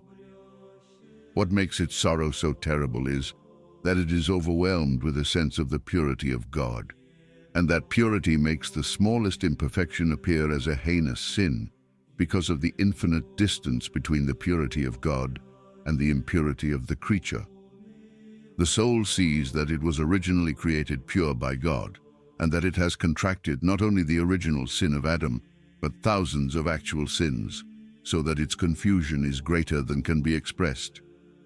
The reason why Christians in this condition are despised by others is not to be found in any particular faults which are observed in them, but because, as they no longer manifest the same ardor and fidelity which formerly distinguished them, the greatness of their fall is judged from this, which is a great mistake. Let this serve to explain or modify any statements or representations in the sequel which may appear to be expressed too strongly, and which those who do not understand the experience might be liable to misinterpret. Observe also that when I speak of corruption, of decay, etc., I mean the destruction of the old man by the central conviction, and by an intimate experience of the depth of impurity and selfishness which there is in the heart of man, which, bringing him to see himself as he is apart from God, causes him to cry with David, "I am a worm and no man." Psalm 22.6. And with Job, "If I wash myself with snow water, and make my hands never so clean, yet shalt thou plunge me in the ditch, and mine own clothes shall abhor me." Job 9.30,31. It is not then that this poor bride commits the faults of which she imagines herself guilty, for in heart she was never purer than now, but her senses and natural powers, particularly the senses being unsupported, wander away, besides which, as the speed of her course towards God redoubles, and she forgets herself more, it is not to be wondered at that in running she soils herself in the muddy places through which she passes. And as all her attention is directed towards her beloved, although she does not perceive it by reason of her own condition, she thinks no more of herself, and does not notice where she steps. So that, while believing herself most guilty, she does not willingly commit a single sin. Though all her sins appear voluntary to herself, they are rather faults of surprise, which often she does not see until after they are committed. She cries to her bridegroom, but he does not heed her, at least not perceptibly, though he sustains her with an invisible hand. Sometimes she tries to do better, but then she becomes worse. For the design of her bridegroom in letting her fall without wounding herself, Psalm 37.24, is that she should lean no longer on herself, that she would recognize her helplessness, that she should sink into complete self-despair, and that she should say, My soul chooseth death rather than life. Job 7.15. It is here that the soul begins truly to hate itself and to know itself as it would never have done if it had not passed through this experience. All our natural knowledge of self, whatever may be its degree, is not sufficient to cause us really to hate ourselves. He that loveth his life shall lose it, and he that hateth his life in this world shall keep it unto life eternal. John 12.25. It is only such an experience as this which can reveal to the soul its infinite depth of misery. No other way can give true purity. If it give any at all, it is only superficial, and not in the depth of the heart where the impurity is seated. Here God searches the inmost recesses of the soul for that hidden impurity, which is the effect of the self-esteem and self-love which he designs to destroy. Take a sponge which is full of impurities, wash it as much as you will clean the outside, but you will not render it clean throughout unless you press it in order to squeeze out all the filth. This is what God does. He squeezes the soul in a painful manner, but he brings out from it that which was the most deeply hidden. I say then that this is the only way in which we can be purified radically, and without it we should always be filthy, though outwardly we might appear very clean. It is necessary that God should make the soul thoroughly sensible of its condition. We could never believe, without the experience, of what nature left to itself is capable. Yes, indeed, our own being abandoned to itself is worse than all devils. Therefore we must not believe that the soul in this state of misery is abandoned by God. It was never better sustained, but nature is, as it were, left a little alone, and makes all these ravages without the soul in itself taking any part in them. This poor desolate bride, running hither and thither in search of her beloved, not only soils herself grievously, as I have said, by falling into faults of surprise and self-esteem, but she wounds herself with the thorns that come in her way. She becomes so wearied at length that she is forced to die in her race for want of help. That is, to expect nothing from herself or her own activity. That which is productive of the highest good to the soul in this condition is that God manifests no pity towards it. And when he desires to promote its advancement, he lets it run even to death. If he stops it for a moment, by doing which he ravishes and revives it, it is because of its weakness, and in order that its weariness may not compel it to rest. When he sees that it is becoming disheartened and inclined to give up the race altogether, he looks upon it for a moment, and the poor bride finds herself wounded anew by this look. She would willingly say to him, "Alas, why hast thou thus compelled me to run? Oh, that I could find thee and see thee face to face." But alas, when she seems to lay hold of him, he flees from her again. "I sought thee," she cries, "but I found thee not."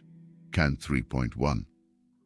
As this look from her bridegroom has increased her love, she redoubles her speed in order to find him. Nevertheless, she was delayed just so long as the look lasted, that is, insensible joy. This is why the bridegroom does not often cast such looks upon her, and only when he sees that her courage is failing. The soul then dies at the end of its race, because all its active strength is exhausted. For though it had been passive, it had not lost its active strength, though it had been unconscious of it. The bride said, "Draw me, we will run after thee." Cant 4. She ran indeed, but how?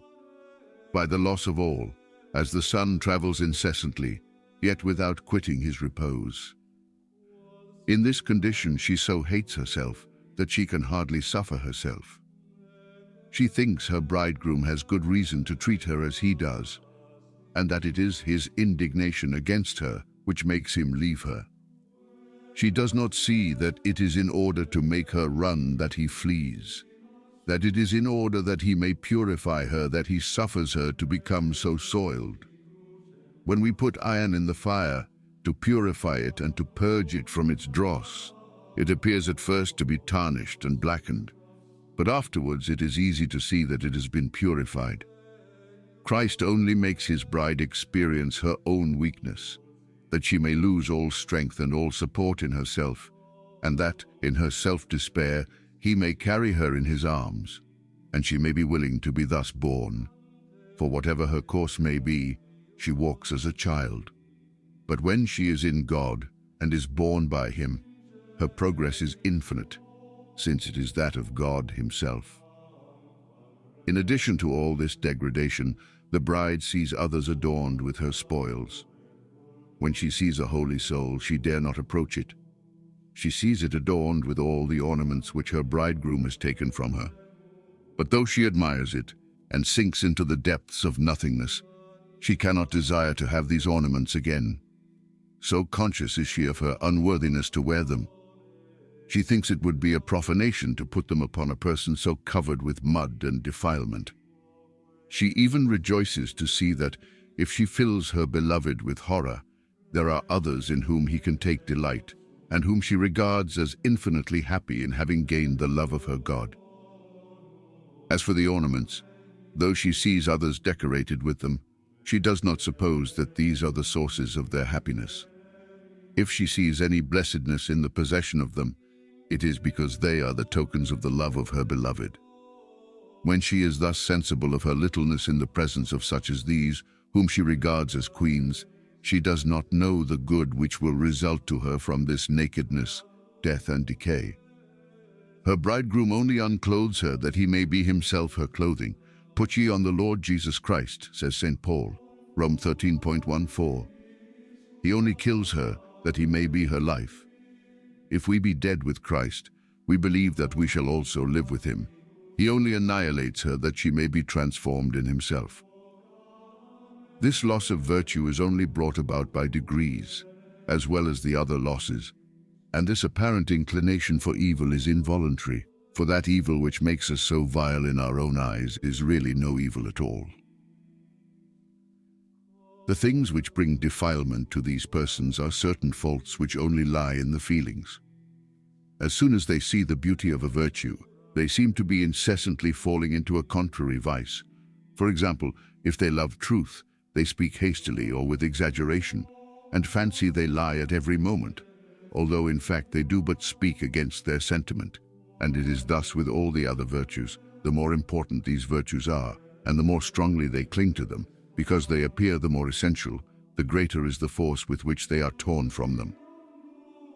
Chapter 7, Section 4. This poor soul, after having lost its all, must at last lose its own life by an utter self-despair, or rather it must die worn out by terrible fatigue.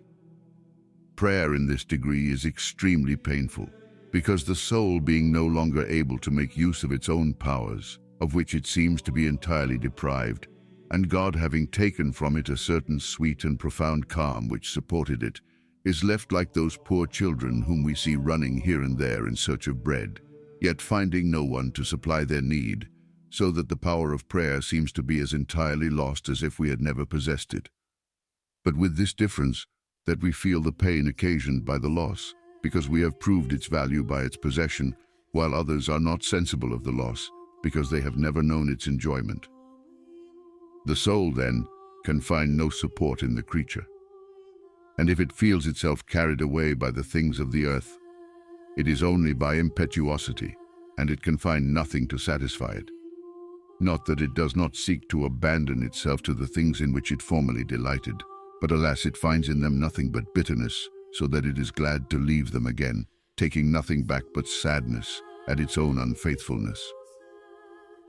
The imagination goes altogether astray, and is scarcely ever at rest.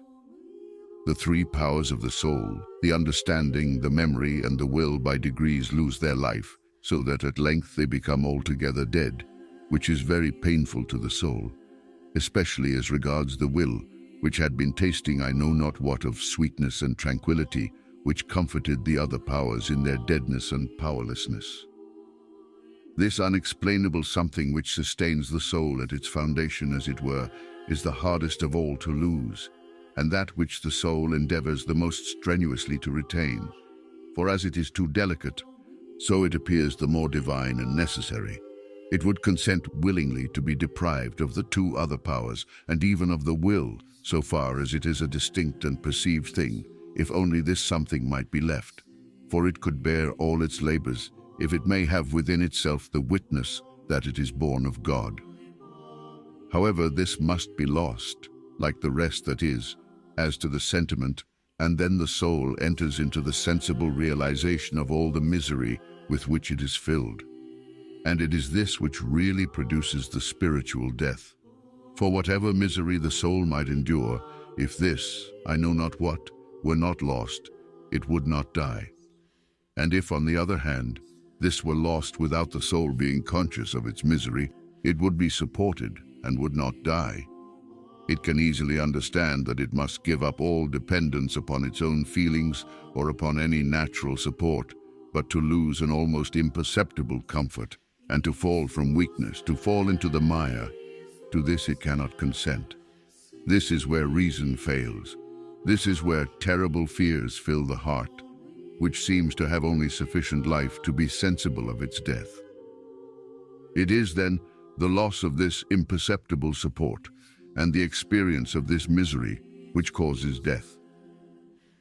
We should be very careful in such times as these not to let our senses be led away willingly to creatures seeking willingly consolation and diversion. I say willingly, for we are incapable of mortifications and attentions reflected upon ourselves, and the more we have mortified ourselves, the stronger will be the bearing in the contrary direction, without being aware of it, like a madman who goes wandering about.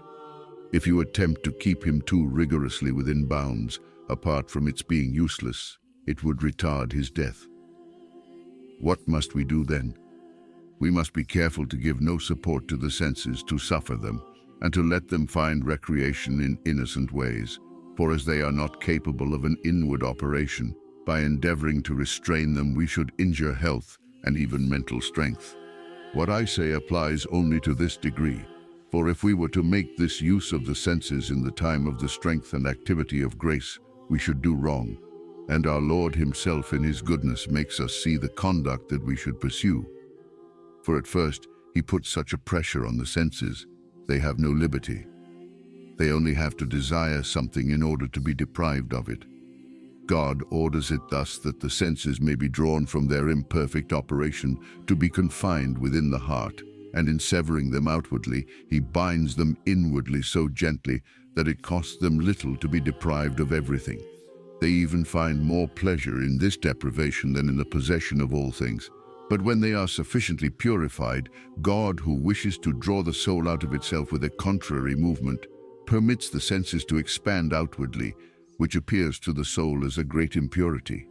However, it has now happened seasonably, and to endeavor to order things otherwise would be to purify ourselves in a different way from that which God desires, and therefore to defile ourselves anew. This does not prevent our making mistakes in this outward development of the senses, but the confusion which it occasions us, and our fidelity in making use of it, is the furnace in which we are most quickly purified, by dying the soonest to ourselves. It is here also that we lose the esteem of men.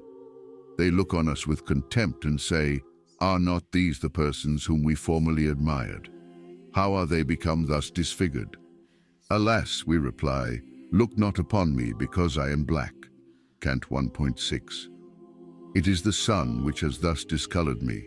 It is at this point that we suddenly enter the third degree, that of burial and decay. Chapter 8. The torrent, as we have said, has passed through every imaginable vicissitude. It has been dashed against rocks. Indeed, its course has been but a succession of falls from rock to rock. But it has always reappeared, and we have never seen it really lost. Now it begins to lose itself in gulf after gulf. Formerly it still had a course, though it was so precipitate, so confused, and so irregular. But here it is engulfed with a yet greater precipitation in unsearchable depths. For a long time it disappears altogether from view, then we perceive it slightly, but more by hearing than by sight, and it only appears to be again precipitated in a deeper gulf. It falls from abyss to abyss, from precipice to precipice, until at last it falls into the depths of the sea, where, losing all form, it is lost to be found no more, having become one with the sea itself. The soul, after many deaths, expires at last in the arms of love, but it does not even perceive those arms.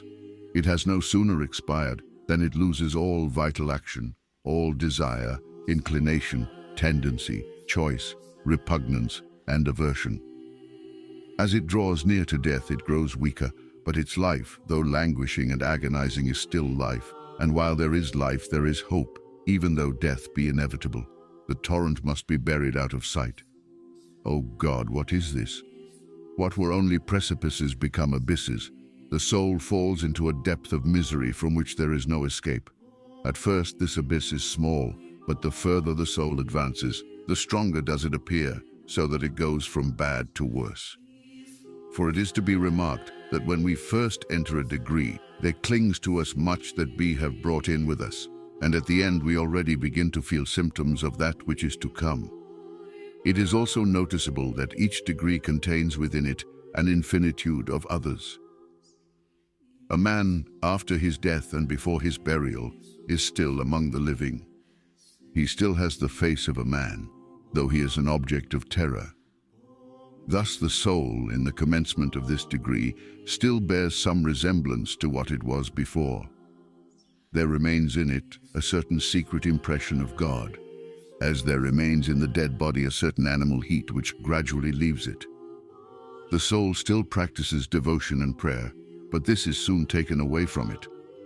It must lose not only all prayer, every gift of God, but God himself to all appearance, that is, so far as he was possessed selfishly by the ego, and not lose him for 1, 2, or 3 years, but forever. All facility for good, all active virtue are taken from it. It is left naked and despoiled of everything. The world, which formerly esteemed it so much, begins to fear it. Yet it is no visible sin which produces the contempt of men, but a powerlessness to practice its former good works with the same facility. Formerly whole days were spent in the visitation of the sick, often even against natural inclination. Such works as these can be practiced no longer. The soul will soon be in an entire oblivion. Little by little it loses everything in such a degree that it is altogether impoverished. The world tramples it underfoot and thinks no more of it. O poor soul, thou must see thyself treated thus, and see it with terror, without being able to prevent it. It must suffer itself to be buried, covered with earth, and trodden underfoot by all men. It is here that heavy crosses are borne, and all the heavier that they are believed to be merited. The soul begins to have a horror of itself. God casts it so far off that he seems determined to abandon it forever. Poor soul, thou must be patient and remain in thy sepulchre. It is content to remain there, though in terrible suffering, because it sees no way of escape from it. And it sees, too, that it is its only fit place, all others being even sadder to it. It flees from men, knowing that they regard it with aversion. They look upon this forlorn bride as an outcast who has lost the grace of God, and who is only fit to be buried in the earth. The heart endures its bitterness, but alas, how sweet this state is even now, and how easy it would be to remain in the sepulchre if it were not necessary to decay. The old man becomes gradually corrupted. Formerly there were weaknesses and failings. Now the soul sees a depth of corruption of which it had hitherto been ignorant, for it could not imagine what were its self-esteem and selfishness. O God, what horror this soul suffers in seeing itself thus decaying. All troubles, the contempt and aversion of man affect it no longer. It is even insensible to the deprivation of the Son of Righteousness. It knows that his light does not penetrate the tomb, but to feel its own corruption, that it cannot endure. What would it not rather suffer? But it must experience to the very depths of its being what it is. And yet, if I could decay without being seen by God, I should be content. What troubles me is the horror which I must cause him by the sight of my corruption. But poor desolate one, what canst thou do? It should suffice thee, one would think, to bear this corruption without loving it. But now thou art not even sure that thou dost not desire it. The soul is in darkness, without being able to judge whether its terrible thoughts proceed from itself or from the evil one. It is no longer troubled at being cast off by God. It is so conscious of its demerit that it consents to the deprivation of the sensible presence of God. But it cannot endure the thought that the taint of its corruption reaches even to God. It does not wish to sin. "Let me decay," is its cry, "and find my home in the depths of hell, if only I may be kept free from sin." It no longer thinks of love, for it believes itself to be incapable of affection. It is, in its own opinion, worse than when it was in a state of nature, since it is in the state of corruption usual to the body deprived of life. At length, by degrees, the soul becomes accustomed to its corruption. It feels it less and finds it natural, except at certain times when it is tried by various temptations, whose terrible impressions cause it much anguish. Ah, poor torrent, wast thou not better off on the mountain top than here? Thou hadst then some slight corruption, it is true. But now, though thou flowest rapidly and nothing can stop thee, thou passest through such filthy places, so tainted with sulphur and saltpeter, that thou bearest away their odors with thee. At last the soul is reduced to a state of nothingness, and has become like a person who does not exist, and never will exist. It does nothing either good or ill. Formerly it thought of itself, now it thinks so longer. All that is of grace is done as if it were of nature, and there is no longer either pain or pleasure. All that there is that its ashes remain as ashes. It is utterly dead, and nothing affects it either from without or within. That is, it is no longer troubled by any sensible impressions. At last, reduced to non-entity, there is found in the ashes a germ of immortality, which lives beneath these ashes, and in due time will manifest its life. But the soul is in ignorance of it, and never expects to be revived or raised from the dead. The faithfulness of the soul in this condition consists in letting itself be buried, crushed, trampled on, without making any more movement than a corpse, without seeking in any way to prevent its putrefaction. There are those who wish to apply balm to themselves. No, no, leave yourselves as you are. You must know your corruption and see the infinite depth of depravity that is in you. To apply balm is but to endeavor by good works to hide your corruption. Oh, do it not. You will wrong yourselves. God can suffer you. Why cannot you suffer yourselves? The soul, reduced to nothingness, must remain in it, without wishing to change its state. And it is then that the torrent loses itself in the sea, never to find itself in itself again, but to become one with the sea. It is then that this corpse feels without feeling, that it is gradually reanimated and assumes a new life. But this is done so gradually that it seems like a dream. And this brings us to the last degree, which is the commencement of the divine and truly inner life, including numberless smaller degrees, and in which the advancement is infinite. Just as this torrent can perpetually advance in the sea and imbibe more of its nature, the longer it remains in it. Chapter 9. When the torrent begins to lose itself in the sea, it can easily be distinguished. Its movement is perceptible, until at length it gradually loses all form of its own to take that of the sea. So the soul, leaving this degree and beginning to lose itself, yet retains something of its own. But in a short time it loses all that it had peculiar to itself. The corpse which has been reduced to ashes is still dust and ashes, but if another person were to swallow those ashes, they would no longer have an identity, but would form part of the person who had taken them. The soul hitherto, though dead and buried, has retained its own being. It is only in this degree that it is really taken out of itself. All that has taken place up to this point has been in the individual capacity of the creature, but here the creature is taken out of his own capacity to receive an infinite capacity in God himself. And as the torrent, when it enters the sea, loses its own being in such a way that it retains nothing of it, and takes that of the sea, or rather is taken out of itself to be lost in the sea. So this soul loses the human in order that it may lose itself in the divine, which becomes its being and its subsistence, not essentially, but mystically. Then this torrent possesses all the treasures of the sea, and is as glorious as it was formerly poor and miserable. It is in the tomb that the soul begins to resume life, and the light enters insensibly.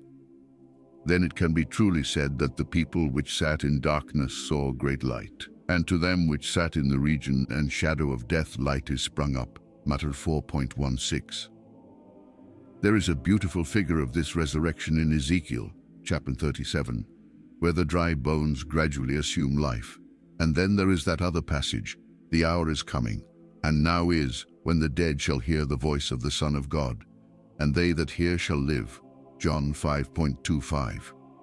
O you who are coming out of the sepulchre, feel within yourselves a germ of life springing up little by little. You are quite astonished to find a secret strength taking possession of you. Your ashes are reanimated. You feel yourselves to be in a new country. The poor soul, which only expected to remain at rest in its grave, receives an agreeable surprise. It does not know what to think. It supposes that the sun must have shed upon it a few scattered rays through some opening or chink, whose brightness will only last for a moment. It is still more astonished when it feels this secret vigor permeating its entire being, and finds that it gradually receives a new life, to lose it no more forever, unless it be by the most flagrant unfaithfulness. But this new life is not like the former one. It is a life in God. It is a perfect life. The soul lives no longer and works no longer of itself, but God lives, acts, and operates in it. Galbert 2.20. And this goes on increasing so that it becomes perfect with God's perfection, rich with God's riches, and loving with God's love. The soul sees now that whatever it owned formerly had been in its own possession. Now it no longer possesses, but is possessed. It only takes a new life in order to lose it in God. Or rather, it only lives with the life of God. And as He is the principle of life, the soul can want nothing. What a gain it has made by all its losses. It has lost the created for the Creator, the nothing for the all in all. All things are given to it, not in itself, but in God, not to be possessed by itself, but to be possessed by God. Its riches are immense, for they are God Himself. It feels its capacity increasing day by day to immensity. Every virtue is restored to it, but in God. It must be remarked that as it was only despoiled by degrees, so it is only enriched and vivified by degrees. The more it loses itself in God, the greater its capacity becomes. Just as the more the torrent loses itself in the sea, the more it is enlarged, having no other limits than those of the sea. It participates in all its properties. The soul becomes strong and firm. It has lost all means, but it has found the end. This divine life becomes quite natural to it. As it no longer feels itself, sees itself, or knows itself, so it no longer sees or understands or distinguishes anything of God as distinct or outside of itself. It is no longer conscious of love or light or knowledge. It only knows that God is, and that it no longer lives except in God. All devotion is action, and all action is devotion. All is the same. The soul is indifferent to all, for all is equally God. Formerly it was necessary to exercise virtue in order to perform virtuous works. Here all distinction of action is taken away, the actions having no virtue in themselves, but all being God, the meanest action equally with the greatest, provided it is in the order of God and at His time, for all that might be of the natural choice, and not in this order, would have another effect, leading the soul out of God by unfaithfulness. Not that it would be brought out of its degree or its loss, but out of the divine plan, which makes all things one and all things God. So the soul is indifferent as to whether it be in one state or another, in one place or another.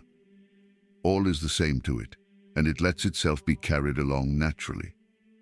It ceases to think, to wish, or to choose for itself, but remains content without care or anxiety, no longer distinguishing its inner life to speak of it. Indeed, it may be said not to possess one. It is no longer in itself. It is all in God. It is not necessary for it to shut itself up within itself. It does not hope to find anything there and does not seek for it. If a person were altogether penetrated with the sea, having sea within and without, above and below, on every side, He would not prefer one place to another, all being the same to him. So the soul does not trouble itself to seek anything or to do anything that is of itself, by itself, or for itself. It remains as it is. But what does it do? Nothing, always nothing. It does what it is made to do. It suffers what it is made to suffer. Its peace is unchangeable, but always natural. It has, as it were, passed into a state of nature. And yet how different from those altogether without God. The difference is that it is compelled to action by God without being conscious of it, whereas formerly it was nature that acted. It seems to itself to do neither right nor wrong, but it lives satisfied, peaceful, doing what it is made to do in a steady and resolute manner. God alone is its guide, for at the time of its loss, it lost its own will. And if you were to ask what are its desires, it could not tell. It can choose for itself no longer. All desire is taken away because, having found its center, the heart loses all natural inclination, tendency, and activity, in the same way as it loses all repugnance and contrariety. The torrent has no longer either a declivity or a movement. It is in repose and at its end. But with what satisfaction is this soul satisfied? With the satisfaction of God, immense, general, without knowing or understanding what it is that satisfies it. For here all sentiments, tastes, views, particular opinions, however delicate they may be, are taken from it. That certain vague, indefinable something which formerly occupied without occupying it is gone, and nothing remains to it. But this insensibility is very different to that of death, burial, and decay. That was a deprivation of life, a distaste, a separation, the powerlessness of the dying united with the insensibility of the dead. But this is an elevation above all these things, which does not remove them, but renders them useless. A dead man is deprived of all the functions of life by the powerlessness of death. But if he were to be raised gloriously, he would be full of life, without having the power to preserve it by means of the senses, and being placed above all means by virtue of his germ of immortality, he would no longer feel that which animated him, although he would know himself to be alive. In this degree God cannot be tasted, seen, or felt, being no longer distinct from ourselves, but one with us. The soul has neither inclination nor taste for anything. In the period of death and burial it experienced this, but in a very different manner. Then it arose from distaste and powerlessness, but now it is the effect of plenitude and abundance. Just as if a person could live on air, he would be full without feeling his plenitude, or knowing in what way he had been satisfied. He would not be empty and unable to eat or to taste, but free from all necessity of eating by reason of his satisfaction, without knowing how the air, entering by all his pores, had penetrated equally at all parts. The soul here is in God, as in the air which is natural to it, and it is no more sensible of its fullness than we are of the air we breathe. Yet it is full, and nothing is wanting to it. Therefore all its desires are taken from it. Its peace is great, but not as it was before. Formerly it was an inanimate peace, a certain sepulture, from which there sometimes escaped exhalations which troubled it. When it was reduced to ashes, it was at peace, but it was a barren peace, like that of a corpse, which would be at peace in the midst of the wildest storms of the sea. It would not feel them, and would not be troubled by them, its state of death rendering it insensible. But here the soul is raised, as it were, to a mountain top, from which it sees the waves rolling and tossing, without fearing their attacks. Or rather, it is at the bottom of the sea, where there is always tranquility, even while the surface is agitated. The senses may suffer their sorrows, but at the center there is always the same calm tranquility, because he who possesses it is immutable. This, of course, supposes the faithfulness of the soul, for in whatever state it may be, it is possible for it to recede and fall back into itself. But here the soul progresses infinitely in God, and it is possible for it to advance incessantly, just as, if the sea had no bottom, anyone falling into it would sink to infinitude, and going down to greater and greater depths of the ocean would discover more and more of its beauties and treasures. It is even thus with the soul whose home is in God. But what must it do in order to be faithful to God? Nothing and less than nothing. It must simply suffer itself to be possessed, acted upon, and moved without resistance, remaining in the state which is natural to it, waiting for what every moment may bring to it, and receiving it from Him, without either adding to or taking from it. Letting itself be led at all times and to any place, regardless of sight or reason, and without thinking of either. Letting itself go naturally into all things, without considering what would be best or most plausible. Remaining in the state of evenness and stability in which God has placed it, without being troubled to do anything. But leaving to God the care of providing its opportunities and of doing all for it. Not making definite acts of abandonment, but simply resting in the state of abandonment in which it already is and which is natural to it. The soul is unable to act in any way of itself without a consciousness of unfaithfulness. It possesses all things by having nothing. It finds a facility for every duty, for speaking and for acting, no longer in its own way, but in God's. Its faithfulness does not consist in ceasing from all activity like one who is dead, but in doing nothing except by the principle which animates it. A soul in this state has no inclination of its own in anything, but lets itself go as it is led, and beyond that does nothing. It cannot speak of its state, for it does not see it. Though there is so much that is extraordinary, it is no longer as it was in the former degrees, where the creature had some part in it, that which was in a great measure its own. But here the most wonderful things are perfectly natural and are done without thought.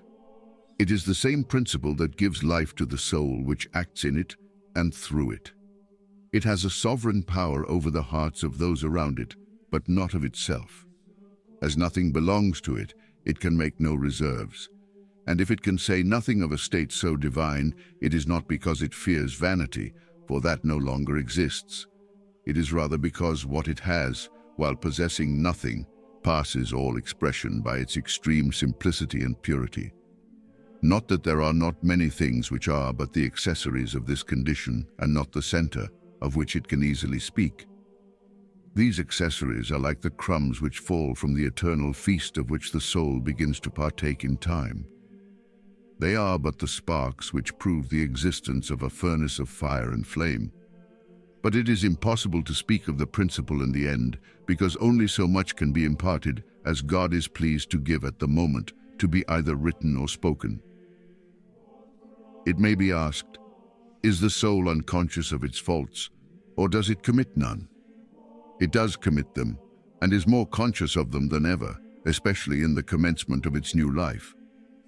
The faults committed are often more subtle and delicate than formerly.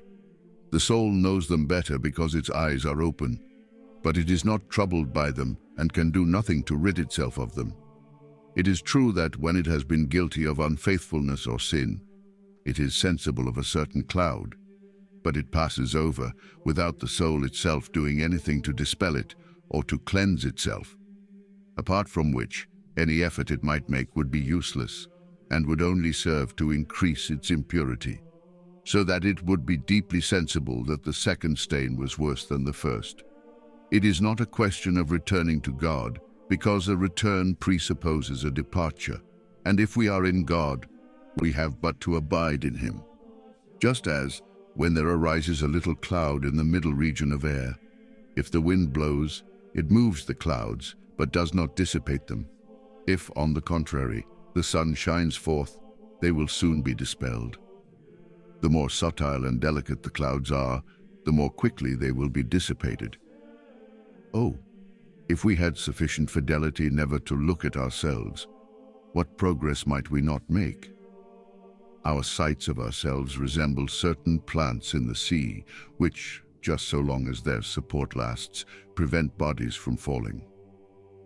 If the branches are very delicate, the weight of the body forces them down, and we are only delayed for a moment. But if we look at ourselves willingly and long, we shall be delayed just so long a time as the look may occupy, and our loss will be great indeed. The defects of this state are certain light emotions or sights of self, which are born and die in a moment, certain winds of self, which pass over the calm sea and cause ripples. But these faults are taken from us little by little and continually become more delicate. The soul, on leaving the tomb, finds itself, without knowing how, clothed with the inclinations of Christ, not by distinct and natural views of him, but by its natural condition, finding these inclinations just when they are needed, without thinking of them. As a person who possesses a hidden treasure might find it unexpectedly in the time of his need. The soul is surprised when, without having reflected on the mind and disposition of Christ, it finds them naturally implanted within it. These dispositions of Christ are lowliness, meekness, submission, and the other virtues which he possessed. The soul finds that all these are acting within it, but so easily that they seem to have become natural to it. Its treasure is in God alone, where it can draw upon it ceaselessly in every time of need, without in any degree diminishing it.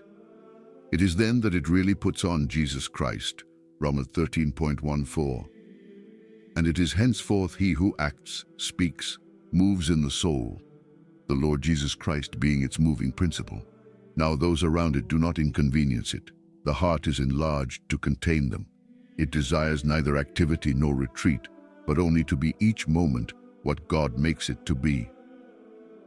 As in this condition the soul is capable of infinite advancement, I leave those who are living in it to write of it, the light not being given me for the higher degrees, and my soul not being sufficiently advanced in God to see or to know them.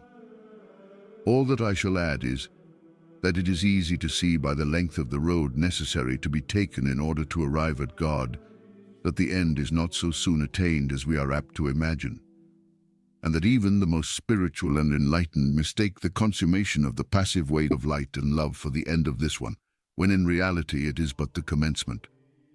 I must also remark that what I have said touching the mind of Christ commences as soon as we enter the way of naked faith. Although the soul in the former degrees has no distinct sights of Christ, it has nevertheless a desire to be conformed to his image. It covets the cross, lowliness, poverty. Then this desire is lost, and there remains a secret inclination for the same things, which continually deepens and simplifies, becoming every day more intimate and more hidden. But here the mind of Christ is the mind of the soul, natural and habitual to it, as something no longer distinct from itself, but as its own being and its own life. Christ exercising it without going out of the soul, and the soul exercising it with him, in him, without going out of him, not like something distinct, which it knows, sees, attempts, practices, but as that which is natural to it. All the actions of life, such as breathing, are done naturally, without thought, rule, or measure, and they are done unconsciously by the person who does them. It is thus with the mind of Christ in this degree, which continually develops as the soul is more transformed in him and becomes more thoroughly one with him. But are there no crosses in this condition? As the soul is strong with the strength of God himself, God lays upon it more crosses and heavier ones than before, but they are borne divinely. Formerly the cross charmed it. It was loved and cherished. Now it is not thought of, but is suffered to go and come, and the cross itself becomes God, like all other things. This does not involve the cessation of suffering, but of the sorrow, the anxiety, the bitterness of suffering. It is true that the crosses are no longer crosses, but God. In the former states, the cross is virtue, and is exalted more and more as the condition is more advanced. Here the soul feels it to be God, like the rest. All that constitutes the life of this soul, all that it has moment by moment, being God to it. The outward appearance of these persons is quite ordinary, and nothing unusual is observed in them except by those who are capable of understanding them. All is seen in God and in its true light. Therefore, this state is not subject to deception. There are no visions, revelations, ecstasies, ravishments, or translations. All these things do not belong to this state, which is above them all. This way is simple, pure, and naked, seeing nothing out of God, and thus seeing all as God sees it, and with his eyes. Part 2, Chapter 1. I omitted to say that this is where true liberty begins, not, as some imagine, a liberty which necessitates idleness. That would be imprisonment rather than liberty, fancying ourselves free because, having an aversion to our own works, we no longer practice them. The liberty of which I speak is of a different nature. It does all things easily which God would have done, and more easily in proportion to the duration and the painfulness of the incapacity to do them which we have previously experienced. I confess I do not understand the resurrection state of certain Christians who profess to have attained it, and who yet remain all their lives powerless and destitute. For here the soul takes up a true life. The actions of a raised man are the actions of life, and if the soul remains lifeless, I say that it may be dead or buried but not risen. A risen soul should be able to perform without difficulty all the actions which it has performed in the past, only they would be done in God. Did not Lazarus, after his resurrection, exercise all the functions of life as formerly, and Jesus Christ, after his resurrection, was willing to eat and to converse with men? And so of those who believe themselves to be risen with Christ, and who are nevertheless stunted in their spiritual growth and incapable of devotion, I say that they do not possess a resurrection life, for there everything is restored to the soul 100-fold. There is a beautiful illustration of this in the case of Job, whose history I consider a mirror of the spiritual life. First, God robbed him of his wealth, which we may consider as setting forth gifts and graces, then of his children. This signifies the destruction of natural sensibilities and of our own works, which are as our children and our most cherished possessions. Then God deprived him of his health, which symbolizes the loss of virtue. Then he touched his person, rendering him an object of horror and contempt. It even appears that this holy man was guilty of sin and failed in resignation. He was accused by his friends of being justly punished for his crimes. There was no healthy part left in him. But after he had been brought down to the dunghill, and reduced as it were to a corpse, did not God restore everything to him, his wealth, his children, his health, and his life? It is the same with spiritual resurrection. Everything is restored with a wonderful power to use it without being defiled by it, clinging to it without appropriating it as before. All is done in God, and things are used as though they were not used. It is here that true liberty and true life are found. If we have been planted in the likeness of Christ's death, we shall be also in the likeness of his resurrection. Romans 6:5. Can there be freedom where there are powerlessness and restrictions? No. If the Son shall make you free, ye shall be free indeed, but with his liberty.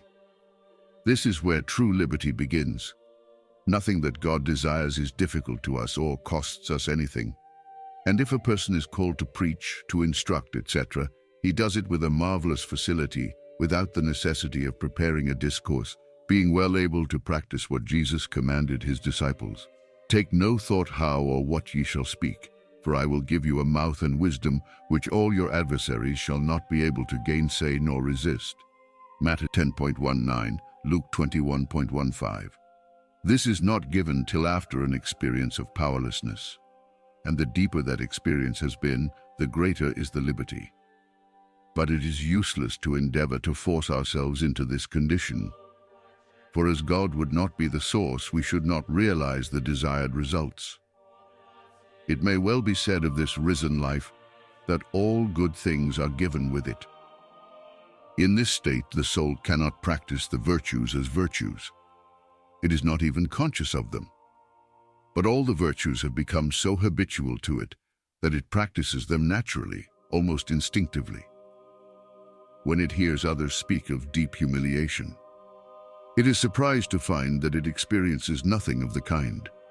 And if it sought to humble itself, it would be astonished, as though it were guilty of unfaithfulness, and would even find it impossible, because the state of annihilation through which it has passed has placed it below all humiliation.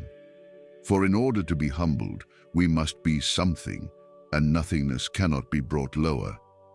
Its present state has placed it above all humility and all virtue by its transformation into God, so that its powerlessness arises both from its annihilation and its elevation. Those persons have nothing outwardly to distinguish them from others, unless it be that they do no harm to anyone.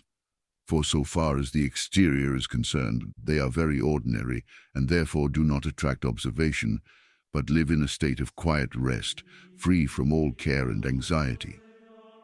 They experience a deep joy, arising from the absence of all fear or desire or longing, so that nothing can disturb their repose or diminish their joy. David possessed this experience when he said, "The Lord is my light and my salvation. Whom shall I fear? The Lord is the strength of my life. Of whom shall I be afraid?" Ps 27.1. A heart ravished with joy no longer looks at itself, nor thinks of itself. And its joy, though great, is not an object of contemplation. The soul is in a state of ravishment and ecstasy which cause no uneasiness, because God has enlarged its capacity almost to infinitude. Those ecstasies which cause the loss of consciousness are the effect of human imperfection, and are nevertheless the admiration of men. God is, as it were, drawing the soul out of itself that it may be lost in him. But as it has neither sufficient purity nor strength to bear the process, it becomes necessary either that God should cease thus to draw it, which involves the cessation of the ecstasy, or that nature should succumb and die, which not unfrequently happens. But in this resurrection life, the ecstasy lasts, not for a few hours only, but forever, without either violence or variation, God having purified and strengthened the subject of it to the extent necessary to enable it to bear this glorious ravishment. It seems to me that when God goes out of himself, he creates an ecstasy. But I dare not say this for fear of teaching an error. What I say then is that the soul drawn out of itself experiences an inward ecstasy, but a happy one, because it is only drawn out of itself in order that it may be drowned and lost in God, quitting its own imperfections and its own limited thoughts to participate in those of God. O happy nothingness! Where does its blessedness end? O poverty-stricken weary ones, how well ye are recompensed! O unutterable happiness! O soul, what a gain thou hast made in exchange for all thy losses! Couldst thou have believed when thou wast lying in the dust that what caused thee so much horror could have procured thee so great a happiness as that which thou now possessest? If it had been told thee, thou couldst not have credited it. Learn now by thine own experience how good it is to trust in God, and that those who put their confidence in him shall never be confounded. O abandonment! What gladness canst thou impart to the soul, and what progress it might have made if it had found thee at first? From how much weariness it might have been delivered if it had known how to let God work. But alas, men are not willing to abandon themselves and to trust only in God. Even those who appear to do it, and who think themselves well established in it, are only abandoned in imagination and not in reality. They are willing to abandon themselves in one thing and not in another. They wish to compromise with God and to place a limit to what they will permit him to do. They want to give themselves up, but on such and such conditions. No, this is not abandonment. An entire and total abandonment accepts nothing, keeps back nothing, neither death nor life nor perfection nor salvation nor heaven nor hell. O poor souls, give yourselves up utterly in this abandonment. You will get only happiness and blessing from it. Walk boldly on this stormy sea, relying on the word of Jesus, who has promised to take upon himself the care of all those who will lose their own life and abandon themselves to him. But if you sink like Peter, ascribe it to the weakness of your faith. If we had the faith calmly and without hesitation to face all dangers, what good should we not receive? What do you fear, trembling heart? You fear to lose yourself? Alas, for all that you are worth, what would that matter? Yes, you will lose yourself if you have strength to abandon yourself to God, but you will be lost in him. Oh, happy loss! I do not know how sufficiently to repeat it. Why can I not persuade everyone to make this abandonment? And why do men preach anything less? Alas, men are so blind that they regard all this as folly, as something fit for women and weak minds. But for great minds, it is too mean. They must guide themselves by their own meager share of wisdom. This path is unknown to them, because they are wise and prudent in themselves.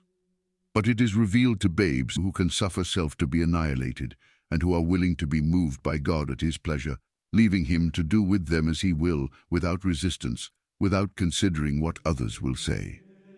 Oh, how difficult it is to this proper prudence to become nothing both in its own eyes and in the sight of others. Men say that their one object in life is to glorify God, while it is really their own glorification. But to be willing to be nothing in the sight of God, to live in an entire abandonment, in utter self-despair, to give themselves to him when they are the most discouraged, to leave themselves in his hands, and not to look at self when they are on the very edge of the abyss. It is this that is so rare, and it is this which constitutes perfect abandonment. There sometimes occur in this life wonderful manifestations to the natural senses, but this is not usual. It is like Christ on the Mount of Transfiguration. Chapter 2. The soul, having attained a divine state, is, as I have already said, an immovable rock, proof against all blows or shocks, unless it be when the Lord desires it to do something contrary to custom. Then, if it does not yield to his first promptings, it has to suffer the pain of a constraint to which it can offer no resistance, and is compelled by a violence which cannot be explained to obey his will.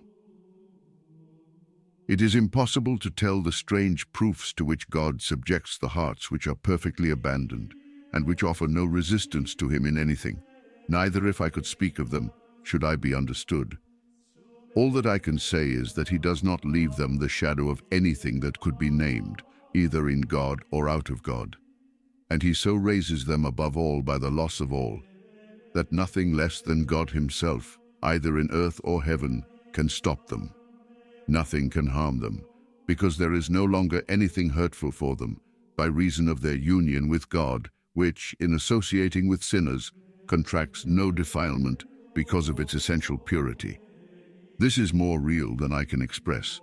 The soul participates in the purity of God, or rather, all natural purity having been annihilated, the purity of God alone exists in its nothingness, but so truly that the heart is in perfect ignorance of evil and powerless to commit it, which does not, however, prevent the possibility of its falling. But this seldom happens here because the profound nothingness of the soul does not leave anything that can be appropriated to itself. And it is appropriation alone which can cause sin, for that which no longer exists cannot sin. The peace of those in this condition is so invariable and so profound that nothing either in earth or hell can disturb it for a moment. The senses are still susceptible to suffering, but when they are overpowered by it and cry out with the anguish, if they are questioned or if they examine themselves, they will find nothing in themselves that suffers. In the midst of the greatest pain, they say that they suffer nothing, being unable to admit that they are suffering because of the divine state of blessedness which reigns in the center or supreme part. And then there is such an entire and complete separation of the two parts, the inferior and the superior, that they live together like strangers. And the most extraordinary trouble does not interrupt the perfect peace, tranquility, joy, and rest of the superior part, as the joy of the divine life does not prevent the suffering of the inferior. If you wish to attribute any goodness to those who are thus transformed in God, they will object to it, not being able to find anything in themselves that can be named, affirmed, or heard. They are in a complete negation. It is this which causes the difference of terms and expressions employed by writers on this subject, who find a difficulty in making themselves understood, except by those whose experience accords with their own. Another effect of this negation is that the soul, having lost all that was its own, God having substituted himself, it can attribute nothing either to itself or to God, because it knows God only, of whom it can say nothing. Here all is God to the soul, because it is no longer a question of seeing all in God, for to see things in God is to distinguish them in Him. For instance, if I enter a room, I see all that is there in addition to the room itself, though I be placed within it. But if all could be transformed into the room itself, or else were taken out of it, I should see nothing but the room alone. All creatures, celestial, terrestrial, or pure intelligences, disappear and fade away, and there remains only God Himself, as He was before the creation. The soul sees only God everywhere, and all is God, not by thought, sight, or light, but by an identity of condition and a consummation of unity, which, rendering it God by participation without its being able to see itself, prevents it seeing anything anywhere. It can see no created being out of the uncreated, the only uncreated one being all and in all. Men would condemn such a state, saying it makes us something less than the meanest insect, and so it does, not by obstinacy and firmness of purpose, but by powerlessness to interfere with ourselves. You may ask one in this condition, who leads you to do such and such a thing? Is it God who has told you to do it, or has made known to you His will concerning it? He will reply, I know nothing, and I do not think of knowing anything. All is God and His will, and I no longer know what is meant by the will of God, because that will has become natural to me. But why should you do this rather than that? I do not know. I let myself be guided by Him who draws me. Why so? He draws me because I, being no longer anything, am carried along with God and am drawn by Him alone. He goes hither and thither. He acts, and I am but an instrument which I neither see nor regard. I have no longer a separate interest, because by the loss of myself I have lost all self-interest. Neither am I capable of giving any reason for my conduct, for I no longer have a conduct. Yet I act infallibly so long as I have no other principle than that of the infallible one. And this blind abandonment is the permanent condition of the soul of which I speak, because having become one with God, it can see nothing but God. For having lost all separateness, self-possession, and distinction, it can no longer be abandoning itself, because in order to abandon ourselves, we must do something and have the power of disposing of ourselves. The soul is in this condition hidden with Christ in God, Kernel 3.3. Mingled with Him, as a river of which we have spoken is mingled with the sea, so that it can be separated no more. It has the ebb and flow of the sea, no longer by choice, will, and liberty, but by nature. The immense sea having absorbed its shallow, limited waters, it participates in all the movements of the sea. It is the sea which bears it, and yet it is not born, since it has lost its own being. And having no other motion than that of the sea, it acts as the sea acts, not because it naturally possesses the same qualities, but because, having lost all its natural qualities, it has no others but those of the sea, without having the power of ever being anything but sea. It is not, as I have said, that it does not retain its own nature, that, if God so willed it, in a moment it could be separated from the sea. But He does not do this. Neither does it lose the nature of the creature, and God could, if He pleased, cast it off from His divine bosom. But He does not do it, and the creature acts, as it were, divinely. But it will be said that by this theory I deprive man of his liberty. Not so. He is no longer free except by an excess of liberty, because he has lost freely all created liberty. He participates in the uncreated freedom, which is not contracted, bounded, limited by anything. And the soul's liberty is so great, so broad, that the whole earth appears to it as a speck to which it is not confined. It is free to do all and to do nothing. There is no state or condition to which it cannot accommodate itself. It can do all things, and yet takes no part in them. O glorious state! Who can describe thee, and what hast thou to fear or to apprehend? O Paul, thou couldst say, who shall separate us from the love of Christ?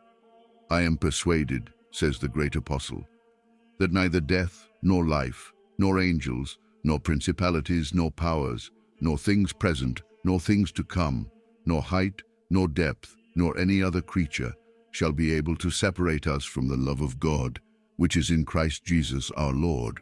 Romans 8, 35, 38, 39. Now these words, I am persuaded, exclude all doubt. But what was the foundation of Paul's assurance? It was in the infallibility of God alone. The epistles of this great apostle, this mystical teacher, are often read but seldom understood. Yet all the mystic way, its commencement, its progress, its end, are described by St. Paul, and even the divine life. But few are able to understand it, and those to whom the light is given see it all there clearer than the day. Ah, if those who find it so difficult to leave themselves to God could only experience this, they would confess that though the way might be arduous, a single day of this life was a sufficient recompense for years of trouble. But by what means does God bring the soul here? By ways altogether opposed to natural wisdom and imagination. He builds up by casting down. He gives life by killing. Oh, if I could tell what he does, and the strange means which he uses to bring us here. But silence. Men are not able to hear it. Those who have experienced it know what it is. Here there is no need of place or time. All is alike. All places are good, and wherever the order of God may take us, it is well, because all means are useless and infinitely surpassed. When we have reached the end, there is nothing left to wish for. Here all is God. God is everywhere and in everything, and therefore to the soul all is the same. Its religion is God himself, always the same, never interrupted. And if sometimes God pours some stream of his glory upon its natural powers and sensibilities, it has no effect upon the center, which is always the same. The soul is indifferent either to solitude or a crowd. It no longer looks forward to deliverance from the body in order that it may be united to God. It is now not only united but transformed, changed into the object of its love, which causes it no longer to think of loving. For it loves God with his own love, and naturally, though not inadmissibly. Transcriber's note, inadmissible not to be lost. Chapter 3. A similitude occurs to my mind which appears very appropriate to this subject. It is that of grain. First, it is separated from the husk, which sets forth conversion and separation from sin. When the grain is separate and pure, it must be ground by affliction, crosses, sickness. When it is thus bruised and reduced to flour, there must still be taken from it, not that which is impure, for this is gone, but all that is coarse, that is like the bran, and when there is nothing left but the fine flour, then it is made into bread for food. It appears as though the flour was soiled, blackened, and blighted, that its delicacy and whiteness were taken from it, in order that it may be made into a paste which is far less beautiful than the flour. Lastly, this paste is exposed to the heat of the fire. Now this is precisely what happens to the soul of which I have been speaking. But after the bread is baked, it is fit for the mouth of the king, who not only unites it to himself by contact with it, but eats it, digests it, consumes it, and annihilates it, that it may enter into his composition and become part of himself. You will observe that though the bread has been eaten by the king, which is the greatest honor it can receive, and is its end, yet it cannot be changed into his substance unless it be annihilated by digestion, losing all its natural form and quality. Oh, how well this sets forth all the conditions of the soul, that of union being very different to that of transformation, in which the soul, in order to become one with God, transformed and changed into him, must not only be eaten, but digested, that after having lost all that was its own, it may become one with God himself, that they all may be one, as thou, Father, art in me, and I in thee, that they also may be one in us, I in them, and thou in me, that they may be made perfect in one. John 27:21-23. He that is joined unto the Lord is one spirit, 1 Quartus 6.17. This state is very little known, therefore it is not spoken of. O state of life, how narrow is the way which leadeth unto thee! O love the most pure of all, because thou art God himself. O love immense and independent, which nothing can limit or straiten. Yet these people appear quite common, as I have said, because they have nothing outwardly to distinguish them, unless it be an infinite freedom, which is often scandalized by those who are limited and confined within themselves, to whom, as they see nothing better than they have themselves, all that is different to what they possess appears evil. But the holiness of these simple and innocent ones whom they despise is a holiness incomparably more eminent than all which they consider holy, because their own works, though performed with such strictness, have no more strength than the principle in which they originate, which is always the effort, though raised and ennobled, of a weak creature. But those who are consummated in the divine union act in God by a principle of infinite strength, and thus their smallest actions are the more agreeable to God than the multitude of heroic deeds achieved by others, which appear so great in the sight of men. Therefore, those in this degree do not seek for great things to do, resting contented with being what God makes them at each moment. These do more, without doing anything for the conversion of a kingdom, than 500 preachers who have not attained this condition. God sometimes, however, permits these people to be known, though not fully. Many people apply to them for instruction, to whom they communicate a vivifying principle, by means of which many more are won to Christ. But this is done, without care or anxiety, by pure providence. If people only knew the glory which is rendered to God by such as these, who are scorned by the world, they would be astonished. For it is they who render to God a glory worthy of himself, because God, acting as God within them, brings into them a glory worthy of him. Oh, how many Christian, quite seraphic in appearance, are far from this. But in this condition, as in all others, there are souls more or less divine. God hides them in his bosom and under the veil of a most common life, so that they may be known to him alone, though they are his delight.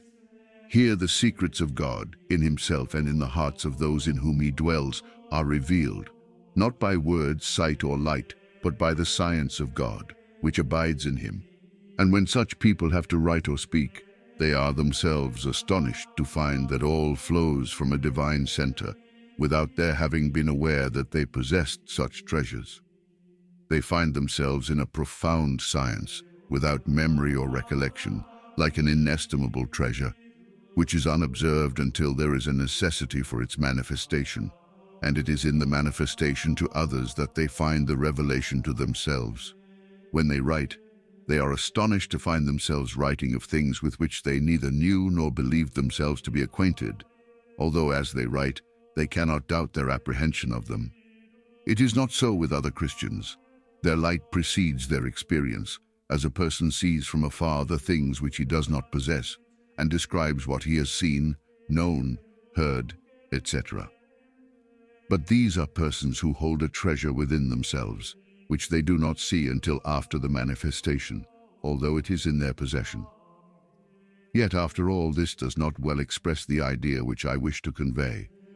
God is in this soul, or rather the soul no longer exists. It no longer acts, but God acts, and it is the instrument. God includes all treasures in himself and manifests them through this soul to others. And thus, as it draws them from its center, it becomes aware of their presence, though it had never reflected upon them before.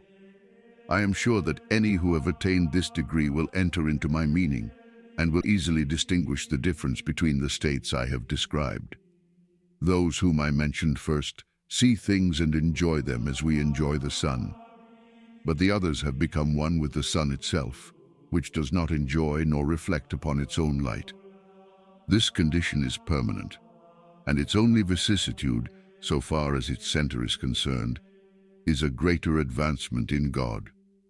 And as God is infinite, he can continually make the soul more divine by enlarging its capacity, as the water of which we have spoken expands in proportion as it is lost in the sea, with which it mingles incessantly without ever leaving it. It is the same with these souls. All who are in this degree have God, but some more and some less fully. They are all full, but all do not possess an equal plenitude. A little vase, when full, is as truly filled as a larger one, yet it does not contain an equal quantity. So all these souls are filled with the fullness of God, but it is according to their receptive capacity, which capacity God continually enlarges. Therefore, the longer Christians live in this divine condition, the more they expand, and their capacity becomes continually more immense, without anything being left for them to do or desire. For they always possess God in His fullness, and He never leaves an empty corner in their hearts. As they grow and enlarge, He fills them with Himself, as we see with the air. A small room is full of air, but a large one contains more. If you continually increase the size of a room, in the same proportion the air will enter, infallibly though imperceptibly, and thus, without changing its state or disposition, and without any new sensation, the soul increases in capacity and in plenitude. But this growing capacity can only be received in a state of nothingness, because in any other condition there is an opposition to growth. It may be well here to explain what may appear a contradiction when I say that the soul must be brought to nothing in order to pass into God, and that it must lose all that is its own, and yet I speak of capacity which it retains. There are two capacities. One is natural to the creature, and this is narrow and limited. When it is purified, it is fitted to receive the gifts of God, but not God Himself, because what we receive within us must of necessity be less than ourselves, as that which is enclosed in a vase must be of less extent, though it may be of greater value than the vase which contains it. But the capacity of which I speak here is a capacity to extend and to lose itself more and more in God, after the soul has lost its appropriation, which confined it to itself. And this capacity being no longer restricted nor limited, because its annihilation has deprived it of all form, disposes the soul to flow into God, so that it loses itself, and flows into Him who is beyond comprehension. The more it is lost in Him, the more it develops and becomes immense, participating in His perfections, and being more and more transformed in Him, as water in communication with its source continually mingles with it. God, being our original source, has created us with a nature fit to be united, transformed, and made one with Himself. Chapter 4. The soul has now nothing to do but to remain as it is, and to follow without resistance all the movements of its guide. All its movements are of God, and He guides it infallibly. It is not thus in the inferior conditions, unless it be when the soul begins to taste of the center. But then it is not so infallible, and they would be deceived who applied this rule to any but the most advanced state. It is the duty of this soul to follow blindly, without reflection, all the movings of God. Here all reflection is banished, and the soul would find a difficulty in indulging in it, even if it desired to do so. But as by an effort it might accomplish it, this habit should be scrupulously avoided, because reflection alone has the power of leading man to enter into himself, and of drawing him out of God. Now I say, that if man does not go out of God, he will never sin. And if he sin, it is because he has gone out of Him, which can only be the effect of appropriation, and the soul can only take itself back from its abandonment by reflex action, which would be to it a hell similar to that into which the great angel fell, when, looking with complacency upon himself, and preferring himself to God, he became a devil. And this state would be more terrible as that which had been previously attained was more advanced. It will be objected that suffering is impossible in this condition, not only as to the center, but also as to the senses, because in order to suffering there must be reflex action, and it is reflection which constitutes the principal and the most painful part of suffering. All this is true in a certain sense, and as it is a fact that souls far less advanced than these suffer sometimes by reflection, sometimes by impression, I maintain that it is also true that those in this degree cannot suffer otherwise than by impression. This does not imply that sorrow may not be unlimited, and far more intense than that which is reflected, as the burning of one brought into actual contact with fire would be much more severe than that of one who is burned by the reflection of the fire. It will be said, but God can teach them by means of reflection how to suffer. God will not make use of reflection for this end. He can show them in a moment what they have to suffer by a direct view, and not by a reflected one, as those in heaven see in God that which is in him, and that which passes out from him to his creatures, without looking at these things or reflecting upon them, but remaining absorbed and lost in God. It is this which deceives so many spiritually minded people, who imagine that nothing can be either known or suffered but by reflection. On the contrary, this kind of knowledge and suffering is very slight compared to that which is imparted in other ways. All such suffering as can be distinguished and known, though expressed in such exaggerated terms, does not equal that of those who do not know their suffering and cannot admit that they do suffer because of the great separation between the two parts. It is true that they suffer extreme pain. It is true that they suffer nothing, and that they are in a state of perfect contentment. I believe that if such a soul were taken to hell, it would suffer all the cruel tortures of its fate in a complete contentment, because of the beatitude of its transformed center. And this is the cause of the indifference which they feel towards all conditions.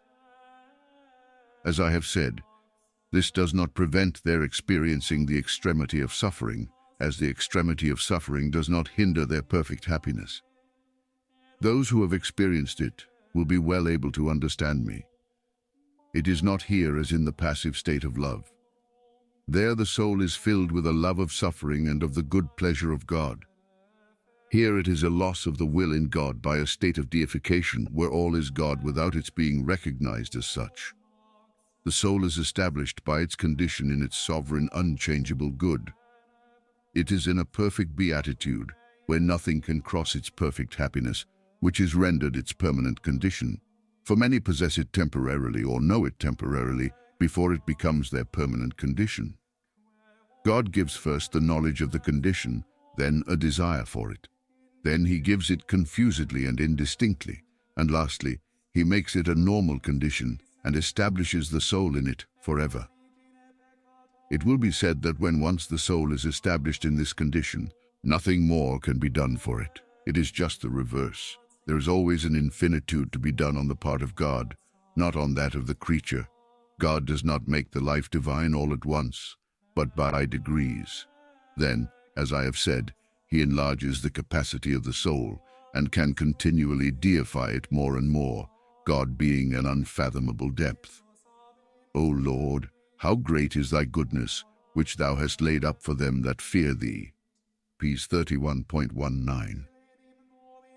It was the sight of this state of blessedness which elicited such frequent exclamation from David after he had been purified from sin.